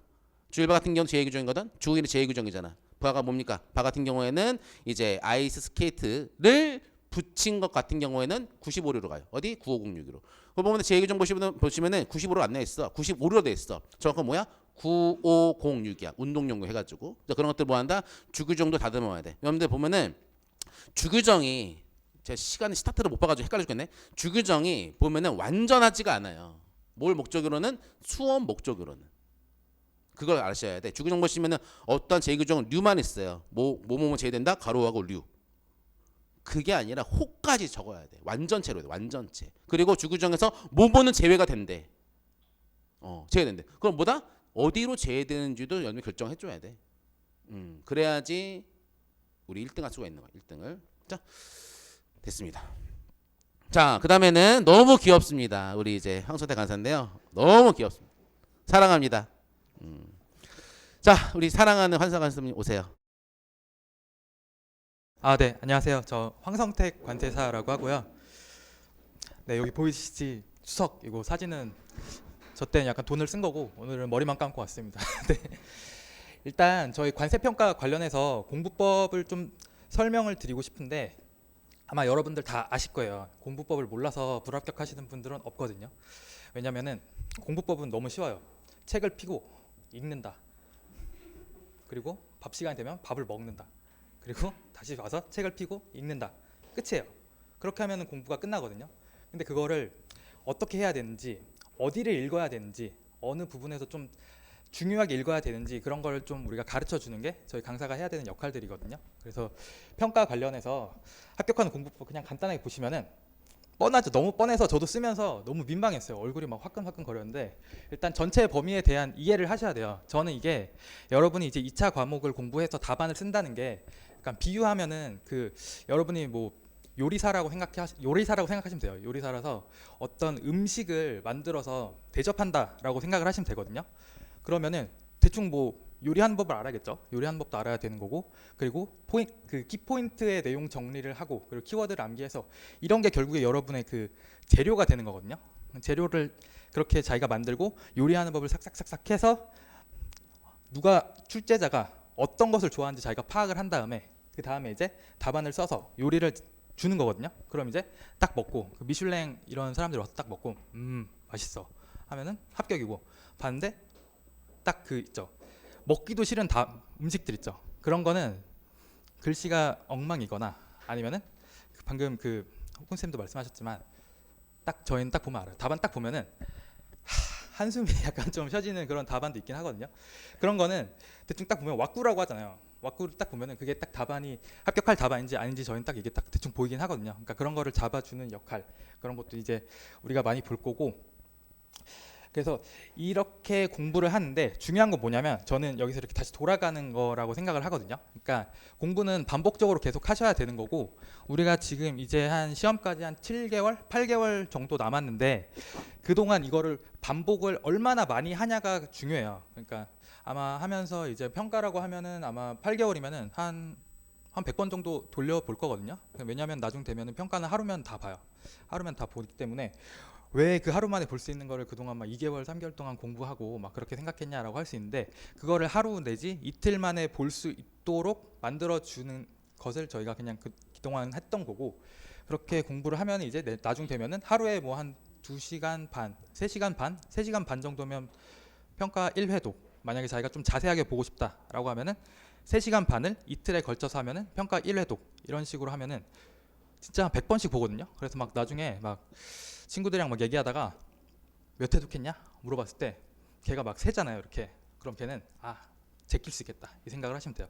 이게 셀 수가 없어야 돼요. 이게 세지는 게 말이 안 돼요. 이게 세지는 게 말이 안 되고 진짜 100회독, 뭐 150회독 막 이런 식으로 될 거고, 지금 저희가 치얼업을 하는 거는 치얼업 말 그대로 응원해 주는 거잖아요. 그러니까 수업도 들으셨을 거고, 지금 저도 9월부터 개강을 해서 지금 3개월짜리 수업을 진행하고 있는데, 이제 수업이 끝나면은 자기가 본인이 복습을 해야 되는 거거든요. 본인이 복습을 해야 되는데, 이 치얼업을 하는 거는 약간 요즘에 핫한 그 개념으로 따지면은 저희가 깐부를 맺고 같이 공부를 하는 거예요. 그러니까 복습할 때 저희가 깐부니까 복습하면서 뭔가 어려운 게 있거나 아니면 복습할 때 좀 이런 방식으로 해라라고 저희가 좀 말씀해 드릴 수 있도록 하는 프로젝트인 거고, 저희 출제 범위표를 보면은, 자 보세요.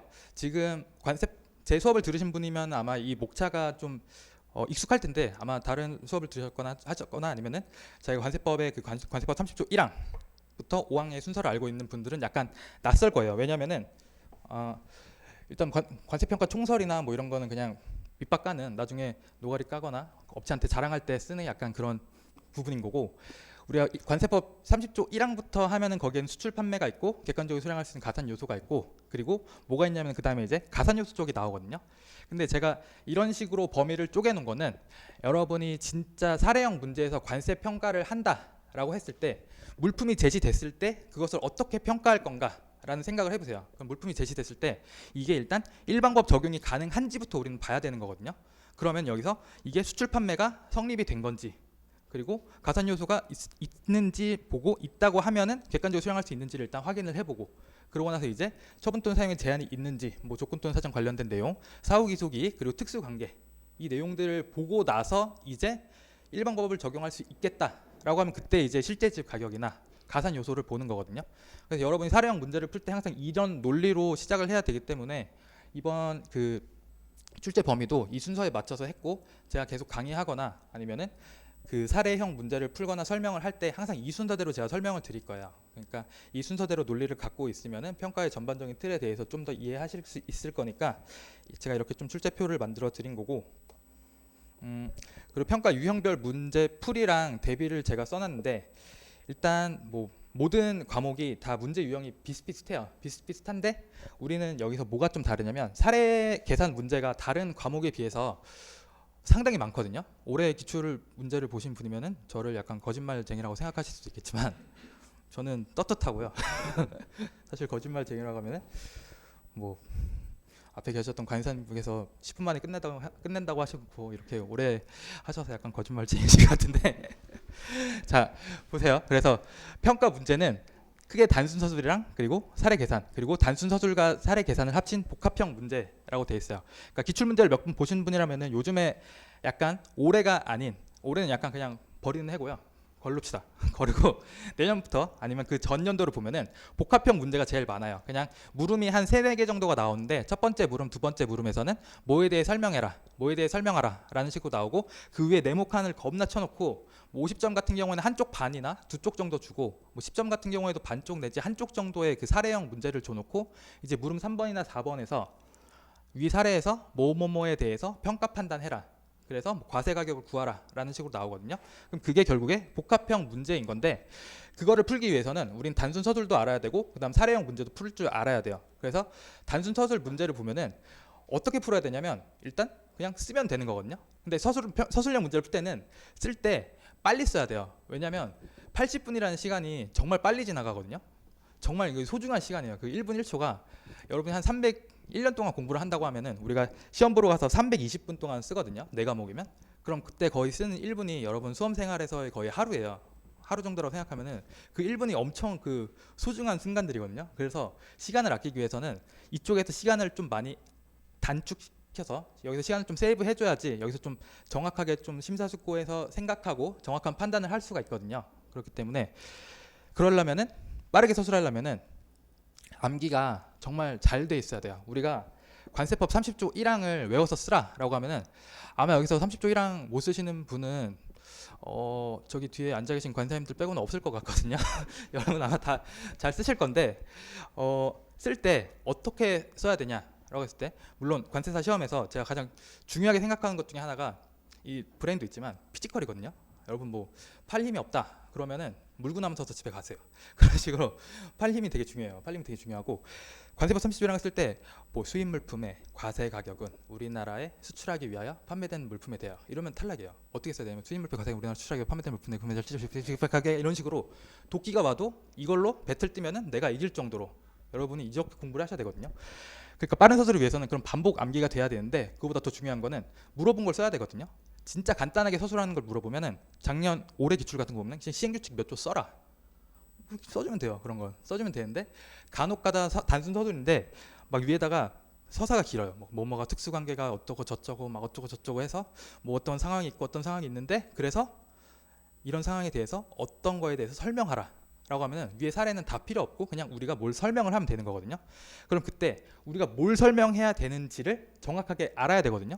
거기서 뭐 이거를 써라 라고 했는데 우리는 여기서 이걸 쓰고 있으면은 뭐 그냥 사교시 안 봐도 되죠. 그러니까 그렇기 때문에 중요하게 봐야 되는 거는 뭘 써야 되는지 정확하게 빨리 파악하고 그리고 쓸 때 자기가 이걸 빨리 쓰기 위해서는 머릿속에서 빨리 떠올라야 돼요. 그러니까 자기가 이 줄을 쓰고 있으면 다음 줄을 써야 될 거를 자기가 머릿속에선 이미 생각을 하고 있어야 된다라는 거고 그리고 이제 사례형 문제를 보면은 사례형 문제는 올해는 안 나왔지만 올해도 사례가 몇 개 나오긴 했어요. 몇 개 나오긴 했지만 너무 쉬운 사례였었고 보통은 이렇게 지침이나 이런 데 없는 약간 처음 보는 사례형 문제가 나오면은 우리는 그거를 이제 읽으면서 쟁점 파악을 하고 평가 판단하고 답안 구성해서 서술을 해야 되거든요. 그러니까 사례형 문제가 많이 나오고 평가에서 약간 숫자가 많이 나오기 때문에 약간 수능으로 생각하면은 약간 수리랑 좀 비슷하다라고 생각을 하는데 제 생각은 평가는 약간 독해거든요. 독해력이에요. 그러니까 이거를 왜 숫자를 못 맞추냐라고 하고 제가 나중에 풀어보고 나서 이제 설명을 해봐요. 설명해보고 나한테 이 거래 상황에 설명해봐라라고 하면 전혀 다른 거래 상황에 대해서 풀고 있었던 거죠. 그러니까 그거는 문제를 정확하게 이해를 못했다라는 거거든요. 그러니까 문제를 만들 때 그 사례형 문제를 만들 때 그 어느 정도 나오는 패턴들이 있어요. 그 패턴들을 잘 파악하는 그런 방법 같은 거 제가 많이 도와드릴 거고 그럼 이제 대비하는 거는 그냥 당연히 뭘 써야 되는지 확인하고 뭐 써야 되는 암기는 당연히 해야 되는 거고 이렇게 세 가지가 들어가요. 세 가지가 들어가는데 크게 사례 판단을 할 때는 첫 번째로 두 번째는 일방법이거든요. 일방법이 거의 대부분인 거고 그럼 일방법에서는 두 개가 뭐냐면 하나는 거래 상황에 대한 판단이에요. 거래 상황에 대한 판단은 일방법 적용 요건을 충족하는지 안 하는지에 대한 판단을 하는 거거든요.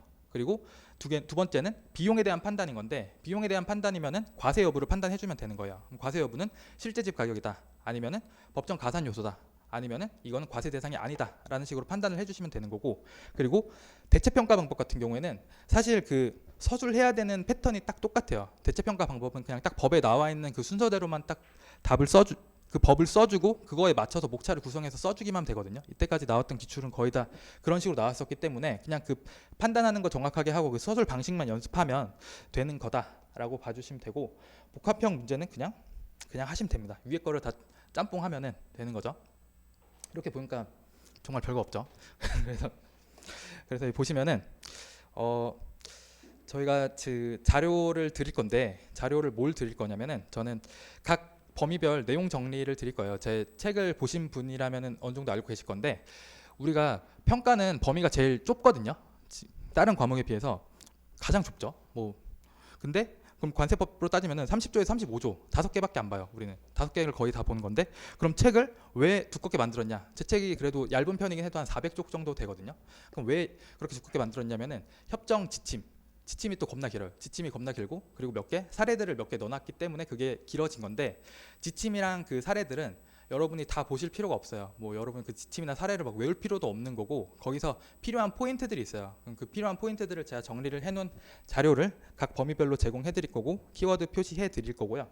그 다음에 이제 예상 문제랑 모범 답안을 한 회차별로 한 10점짜리 5개를 드릴 거거든요. 그래서 경우에 따라서 진행하면서 10점을 여러분 푸는데 너무 잘한다. 그래서 이분들은 10점으로는 도저히 내가 10점 문제로는 이 사람들을 만족시킬 수 없겠다라는 생각이 들면은 50점도 한번 준비를 해볼 거고 그래서 그렇게 드리면 이제 내용 정리 자료 학습하시고 그럼 제가 이제 예상 문제에서 문제 해독하고 쟁점 파악하고 답안 구성하는 거를 제가 나름대로 그 문제를 만들고 그걸 제가 풀어서 답안을 작성을 해드리잖아요. 그럼 여러분은 그걸 보면서 제가 하는 정도 수준으로 만들면 돼요. 답안을 제가 하는 정도 수준으로 만들면 되고 관세 평가에 대한 이해나 이런 것도 뭐 여러분 지금 뭐 당장 뭐 합격해서 관세평가 협의회 뭐 들어가고 뭐 회장하거나 그럴 거 아니잖아요. 저도 그냥 방구석 관세평가 협의회 회원이거든요. 그러니까 어차피 다 방구석에서 하는 건데 그러면은 딱 저 정도 수준만 하면 돼요. 제가 평가 막 엄청 잘하지 않아요. 뭐 여기선 제일 잘하겠지만 엄청 잘하지 않아요. 딱 저 정도 수준만 하면 되고 저 합격했을 때 이거보다 조금 못했지만 엄청 크게 다르지 않거든요. 물론 엄청 좀 많이 늘긴 했어요. 저도 꾸준히 성장하는 약간 성장주인데 그래서 어쨌든 간에 딱 저 정도만 하시면 돼요. 딱 저 정도만 해서 저처럼 생각하고 답안 구성할 수 있을 정도로 약간 저를 약간 제 뇌를 가져가세요. 잔인하죠? 약간 저처럼 생각할 수 있도록 많이 도와드릴 거고 그리고 나서 이제 뭐 영상에서는 저희가 뭐 주요 내용 설명도 드릴 거고 그리고 암기식 같은 것도 설명 드릴 거고 암기식 약간 유치하다라고 생각하시는 분들이 있는데 암기식 유치해도 어쩔 수 없어요. 공부는 고상하게 하는 게 아니에요. 합격해야지 고상한 사람이 되는 거지. 공부할 때는 막 유치하게 막 암기식 같은 것도 막 욕 같은 게 들어가면은 막 더 잘 기억나요. 막 그러면서 그렇게 막 유치하게 좀 암기식 같은 것도 많이 드릴 거고 문제 해설이랑 답안 작성 요령 같은 거 이런 것 좀 말씀을 드릴 거고요. 그다음에 실제 시험에서는 예상 문제 중에 2개 드릴 거고 만약에 자기는 뭐 시간이 남는다 다 썼는데 시간 남는다 하면은 뭐 써서 주세요. 써서 주셔도 될 것 같고 그리고 뭐 개별 상황이나 뭐 비용에 대한 판단을 드릴 건데 이거는 대충 어떤 거냐면 사례형 문제가 어떻게 구성되어 있냐면은 개별 상황이 여러 개 합쳐져 있는 거거든요. 개별 상황이 여러 개 합쳐져 있는 거예요. 그래서 뭐 50점짜리 같은 경우에는 그런 개별 상황이 최소 10개 정도 이렇게 돼 있으면은 그게 50점이 되는 거고 10점짜리면은 한 3-4개, 2-3개 아니면은 최대 한 5개 정도의 그 개별 상황들이 복합적으로 돼 있을 때 그게 사례형 문제로서 구성이 되는 거거든요. 그러니까 결국에는 우리는 뭘 해야 되냐면 개별 상황 그리고 개별 비용에 대한 판단만 정확하게 해주면은 그 전체 문제에서 정답을 맞출 수가 있는 거예요. 그래서 저도 이번에 어떻게 할까 하다가 이런 약간 개별 상황이나 비용에 대한 것을 제가 만들어서 약간 단답 형식으로 판단할 수 있도록 퀴즈 형식으로 드릴 거고 그럼 여러분은 어떻게 해야 되냐면 그 상황에서의 쟁점 파악을 하시고 그리고 그것을 판단을 하시면 돼요. 쟁점 파악을 했을 때 이게 거래 상황이다 라고 하면은 일반법 적용 요건에서 어느 것인지 그래서 판단할 때는 그래서 이게 일반법 적용에 배제 사유가 되는지 아닌지를 판단하시면 되고 그럼 그 근거로 자기가 뭘 쓸 건지를 생각하시면 되거든요. 비용이라고 하면은 이게 그래서 어느 비용 쪽에서 쟁점이 되는지를 파악하시고 과세되는 건지 비과세되는 건지 판단하시고 그럼 나는 여기서 근거 규정을 뭘 쓸 건지 그런 걸 생각하는 거를 약간 단답형 문제로 드릴 거예요. 그러니까 어떤 상황이나 어떤 비용을 보든지 간에 자기의 판단이 계속 맞아지면은 나중에 긴 문제가 나와도 결국은 개별 상황에 대한 판단이 딱딱딱딱 맞으면은 되는 거거든요. 그렇죠? 양궁 보시면은 한 발 한 발 잘 쏘면 되는 거잖아요. 맞죠? 김재덕 파이팅 외치는 것처럼 그렇게 하시면 되고 그리고 이제 각 범위별 주요 규정 암기인 건데 그냥 법령직 뜯어드릴 거예요. 관세법 뭐 HS 무역실무 범위 많지만 평가는 범위가 진짜 코딱지만 하거든요. 얼마 안 해요. 그러니까 그렇기 때문에 웬만하면은 제가 법에 있는 거는 거의 다 뚫어드릴 거예요. 법은 뭐 거기서 제가 뭐 여기서 우리 수입물품의 과세가 우리나라에 뭐 가로 열고 수출 판매만 이렇게 가로 닫고 이렇게 하면은 여러분 너무 기분 나빠하실 것 같아서 그냥 30초 1항 해놓고 다 지워버릴 거예요. 근데 그 정도는 그냥 쓰실 줄 아셔야 돼요. 제가 다 지워놓은 건데 자기가 못 썼다라고 하면은 어떻게 해야 되죠? 반성하시고 다시 외우시고 그거는 최소한 다 써야 돼요. 왜냐하면 관세사 시험 2차 가면 한 뭐 몇백 명, 한 2, 300명 들어가나요? 뭐 모르겠지만 어쨌든 간에 저거 들어갈 때는 한 되게 많이 들어갔던 것 같은데 어쨌든 들어가면은 최소한 내는 답안지 중에서 제가 빵꾸 다 뚫는 거를 다 쓸 수 있는 사람이 최소 2, 300명 되기 때문에 그거는 깔고 들어가야 되는 거거든요. 그렇기 때문에 그런 건 좀 잘 안 되면 바로바로 할 수 있게 해야 되는 거고 범위별 내용 보시면은 그냥 내용 정리해서 제가 이런 식으로 뭐 연속 판매 관련된 수출 판매 내용들을 이렇게 정리해 드릴 거예요. 22.1 가면은 이게 한 3쪽 정도 되는 사례 그 지침인데 그 3, 4쪽을 여러분이 매번 공부하면서 다 볼 필요가 없어요. 평가는 짧게 공부해야 되거든요. 진짜 내년이 됐을 때 내년 2, 3월이 됐을 때 하루에 3시간 반에서 다 끝내거나 아니면은 자기가 좀 자세하게 보고 싶을 때 하루에 3시간 반에서 2번 했을 때 딱 끝낼 수 있을 정도로 자기가 공부가 돼야 돼요. 공부가 돼야 되기 때문에 이런 식으로 좀 요약해서 봐주셔야 되는 거고 그래서 제가 여기서 아까 설명 안 드렸는데 이 활용할 때 저희가 자료를 드리는 거는 다 단권화 하셔야 돼요. 이게 다 단권화 하셔야 되는 거고 프린트로 자료가 나간다거나 할 텐데 그럼 여러분 나중에 그 프린트 다 들고 다니면서 시험 보러 다닐 수 없거든요. 시험 보러 갈 때는 각 과목별로 딱 한 권의 책만 들고 가면 돼요. 평가라고 하면은 딱 관세평가 책, 자기가 보는 책, 제 책이면 더 좋고요. 어쨌든 간에 그 책 하나씩만 있으면 돼요. 딱 책 한 권만 들고 가면 되지 거기다 막 시험 보러 가는데 프린트 막 이따구로 들고 가서 막 그렇게 가면은 학교잖아요. 옛날에 뭐 폐지 들고 가듯이 막 이렇게 들고 가면 안 돼요. 막 옛날에 막 모의고사 저 할 때는 막 캐리어 끌고 오시는 분도 있었거든요. 합격자 모임에서는 못 뵀었는데 어쨌든 각 과목별로 딱 한 권씩만 있으면 돼요. 그 과목별로 한 권씩 있는 거는 지금 자료를 드리는 거에서 자기가 이거는 내가 보는 책에서 어디에 있는 거다라는 걸 가서 확인해보고 근데 제가 정리해 준 게 좀 더 마음에 들면은 거기다가 필기하시면 돼요. 그런 식으로 계속 필기해서 계속 단권화를 하시면 되는 거고 제가 드리는 자료는 나중에 계속 그냥 갖고 있다가 내년 설에 점 붙일 때 아래다 깔고 쓰시면 됩니다. 그 기름 같은 거 막을 때. 건강이 나쁘겠죠. 어쨌든 간에 그렇게 하시면 됩니다. 그리고 이렇게 키워드 표시해서 자료 드릴 거고 지금 제 책에 있는 내용 정리해서 거의 드릴 거고 제가 거기서 조금 더 줄인다거나 아니면 내용 정리에 제가 제 목표는 모든 지침을 내용 정리에 다 갖다 놓고 싶은데 아직 없는 것도 있긴 하거든요. 준비하면서 계속 지침 같은 것도 추가해서 드릴 거니까 이 자료 보시면서 본인이 계속 정리하시면 되고요. 그리고 예상 문제는 그냥 모의고사나 여러분 기출 문제에서 만나 보실 수 있는 그런 그 정도 퀄리티의 문제로 만들어 드릴 거고 그리고 제가 모범 답안을 드릴 거예요. 전 모범 답안 되게 잘 쓴다고 생각하거든요. 전 글쓰기 사실 잘 못해요. 저 대학교 때 글쓰기 시험 1학기 때 글쓰기 수업에서 전출하고 과제 다 내고 C뿔 받았거든요.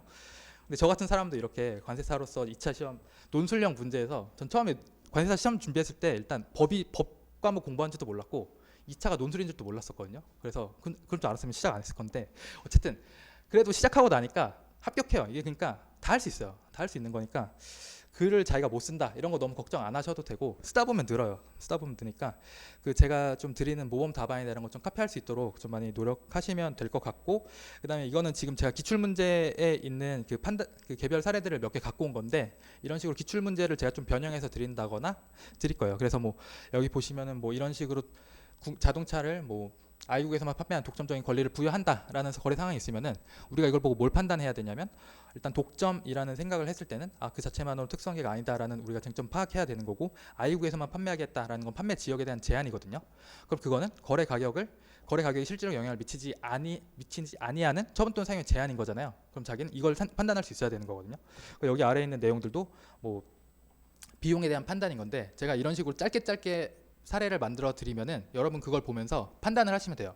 그 판단이 계속 맞아야 되는 거거든요. 자기가 판단을 했는데 틀렸어요. 그럼 답을 보고 생각해 봤을 때 내가 맞는 것 같은데? 이러면 메일 보내세요.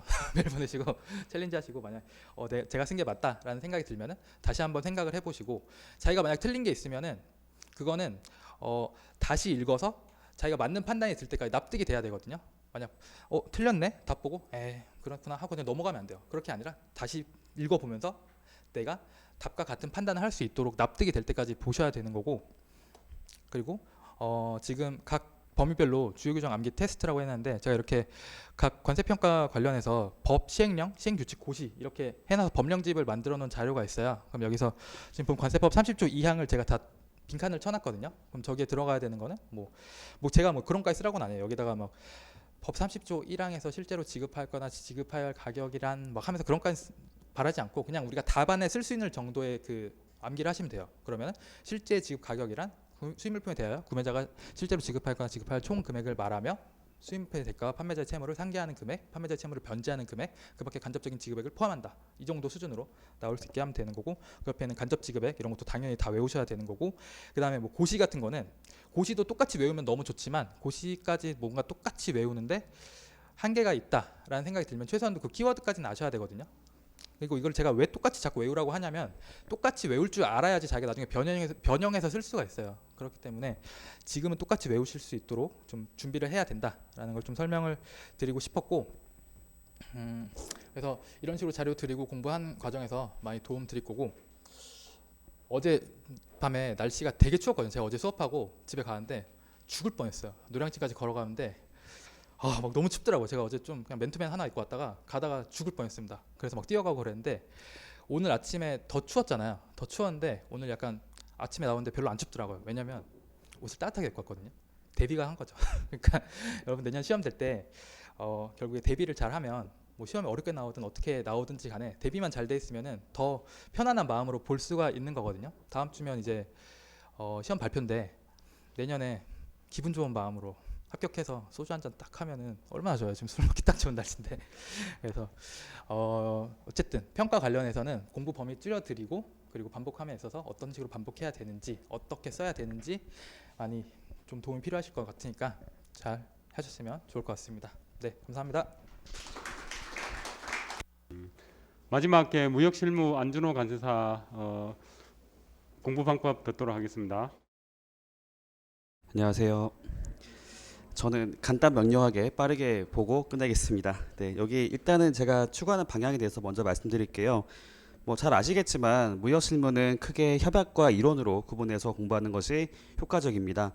뭐 이론적인 부분 같은 경우는 제가 이제 여러분들이 채점자라고 생각해 봤을 때 어떤 키워드를 갖고 채점하기보다는 이 사람이 이 내용을 잘 이해를 하고 있는지 여부가 굉장히 중요하다고 보시면 될 것 같아요. 그러면 반대로 제가 생각했을 때는 이론적인 부분의 공부를 할 때는 내가 특정 내용들을 그대로 암기하는 것이 중요한 것이 아니고 이 내용을 내가 정확하게 이해하고 있는지, 이게 핵심이라고 보시면 될 것 같습니다. 그리고 협약 같은 경우에는 저희 관세법처럼 딱 정해진 답이 있기 때문에 그 내용을 정확하게 암기하고 있는지, 이게 포인트라고 보시면 될 것 같습니다. 그러니까 제가 채점자 입장으로 생각해 봤을 때는 이론적인 부분들은 그 키워드라고 하는 것들이 정확하지 않더라도 내용을 이해하고 있다면 점수를 주겠지만, 협약 같은 경우에는 그 내용을 이해하는 것보다도 암기가 잘 되어 있지 않다면 점수를 잘 주지 않을 것 같아요. 그 말은 키워드가 굉장히 중요하다라고 말씀을 드리고 싶습니다. 그래서 여기 써놨어요. 이론적인 부분들은 이제 이해력을 중심으로 해서 답안을 작성할 필요가 있고, 협약 같은 경우는 이제 목차라고 하는 거, 사실 목차는 주어져 있기 때문에 뭐 목차가 그렇게 중요할 것 같지는 않은데요. 키워드가 상당히 중요합니다. 그래서 암기 위주로 공부를 하는 것이 필요하다라고 생각을 합니다. 일단은 저희 전체 범위는 뭐 나중에 보시면 아시겠지만 이렇게 제가 대외무역법이랑 외국한 거래법도 같이 넣어놨어요.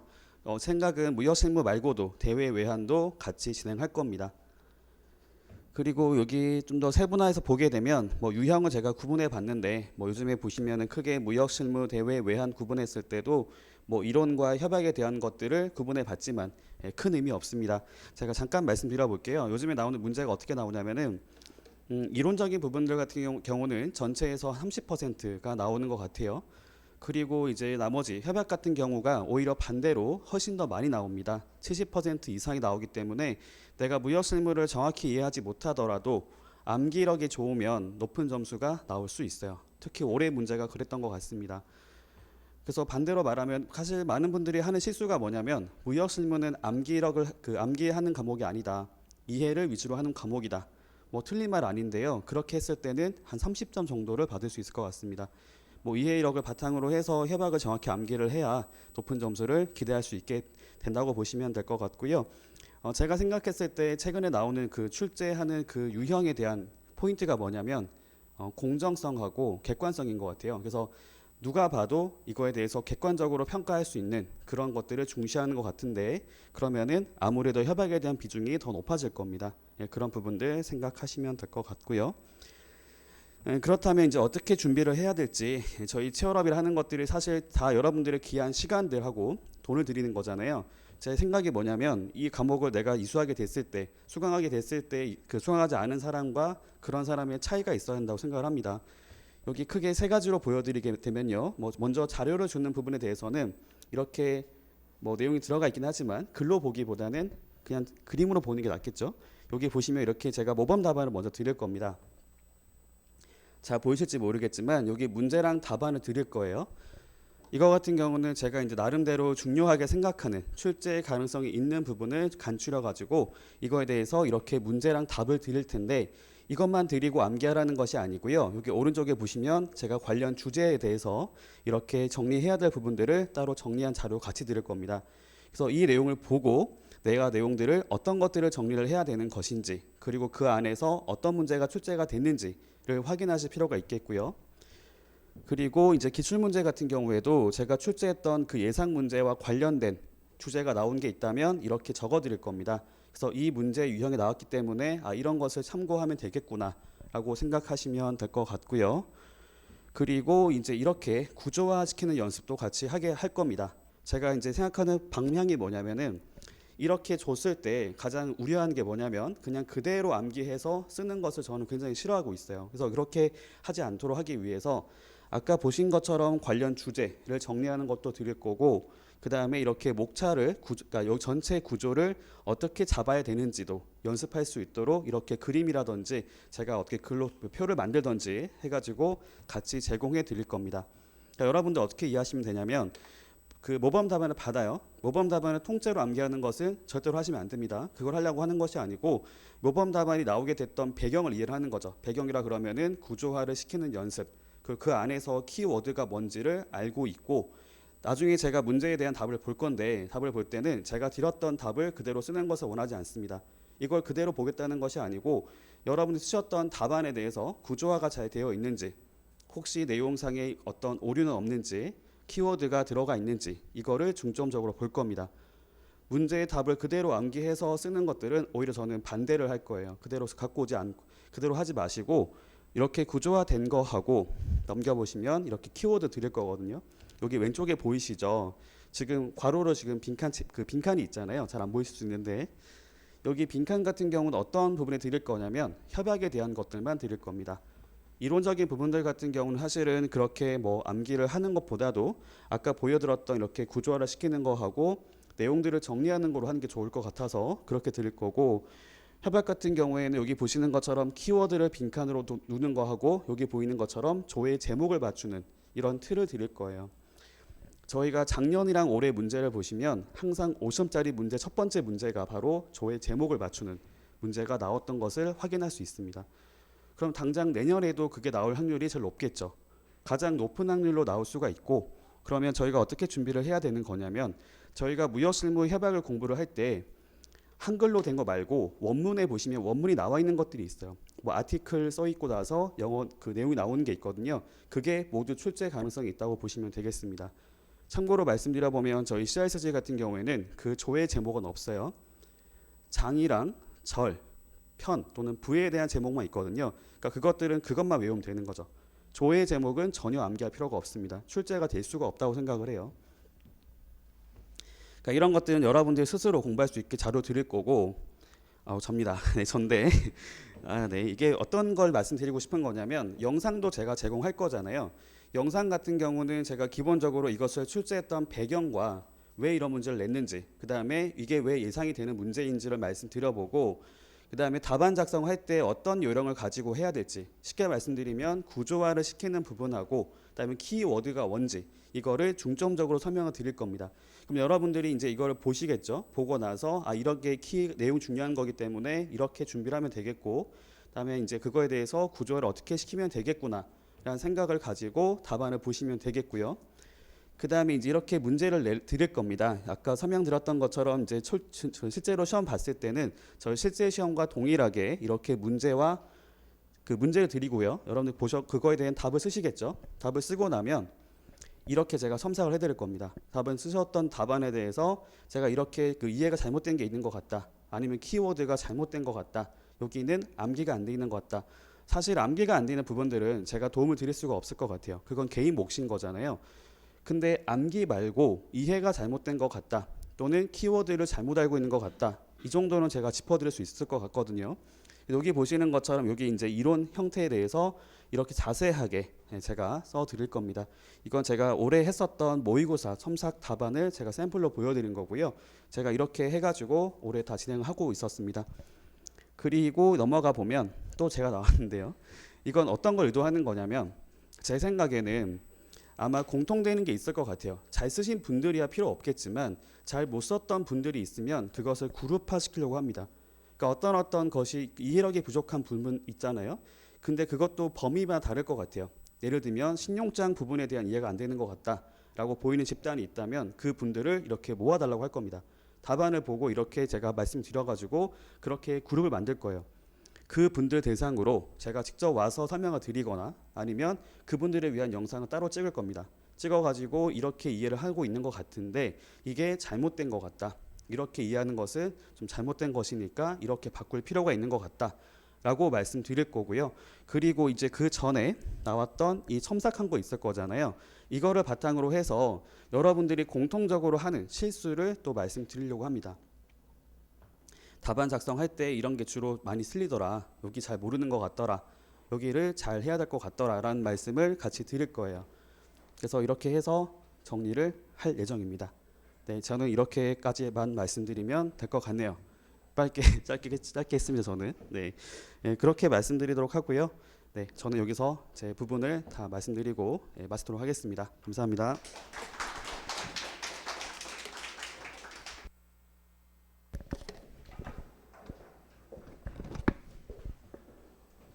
설명회는 이것으로 마치도록 하겠습니다. 혹시 궁금하신 점 있으시면은 질문을 받도록 하겠습니다.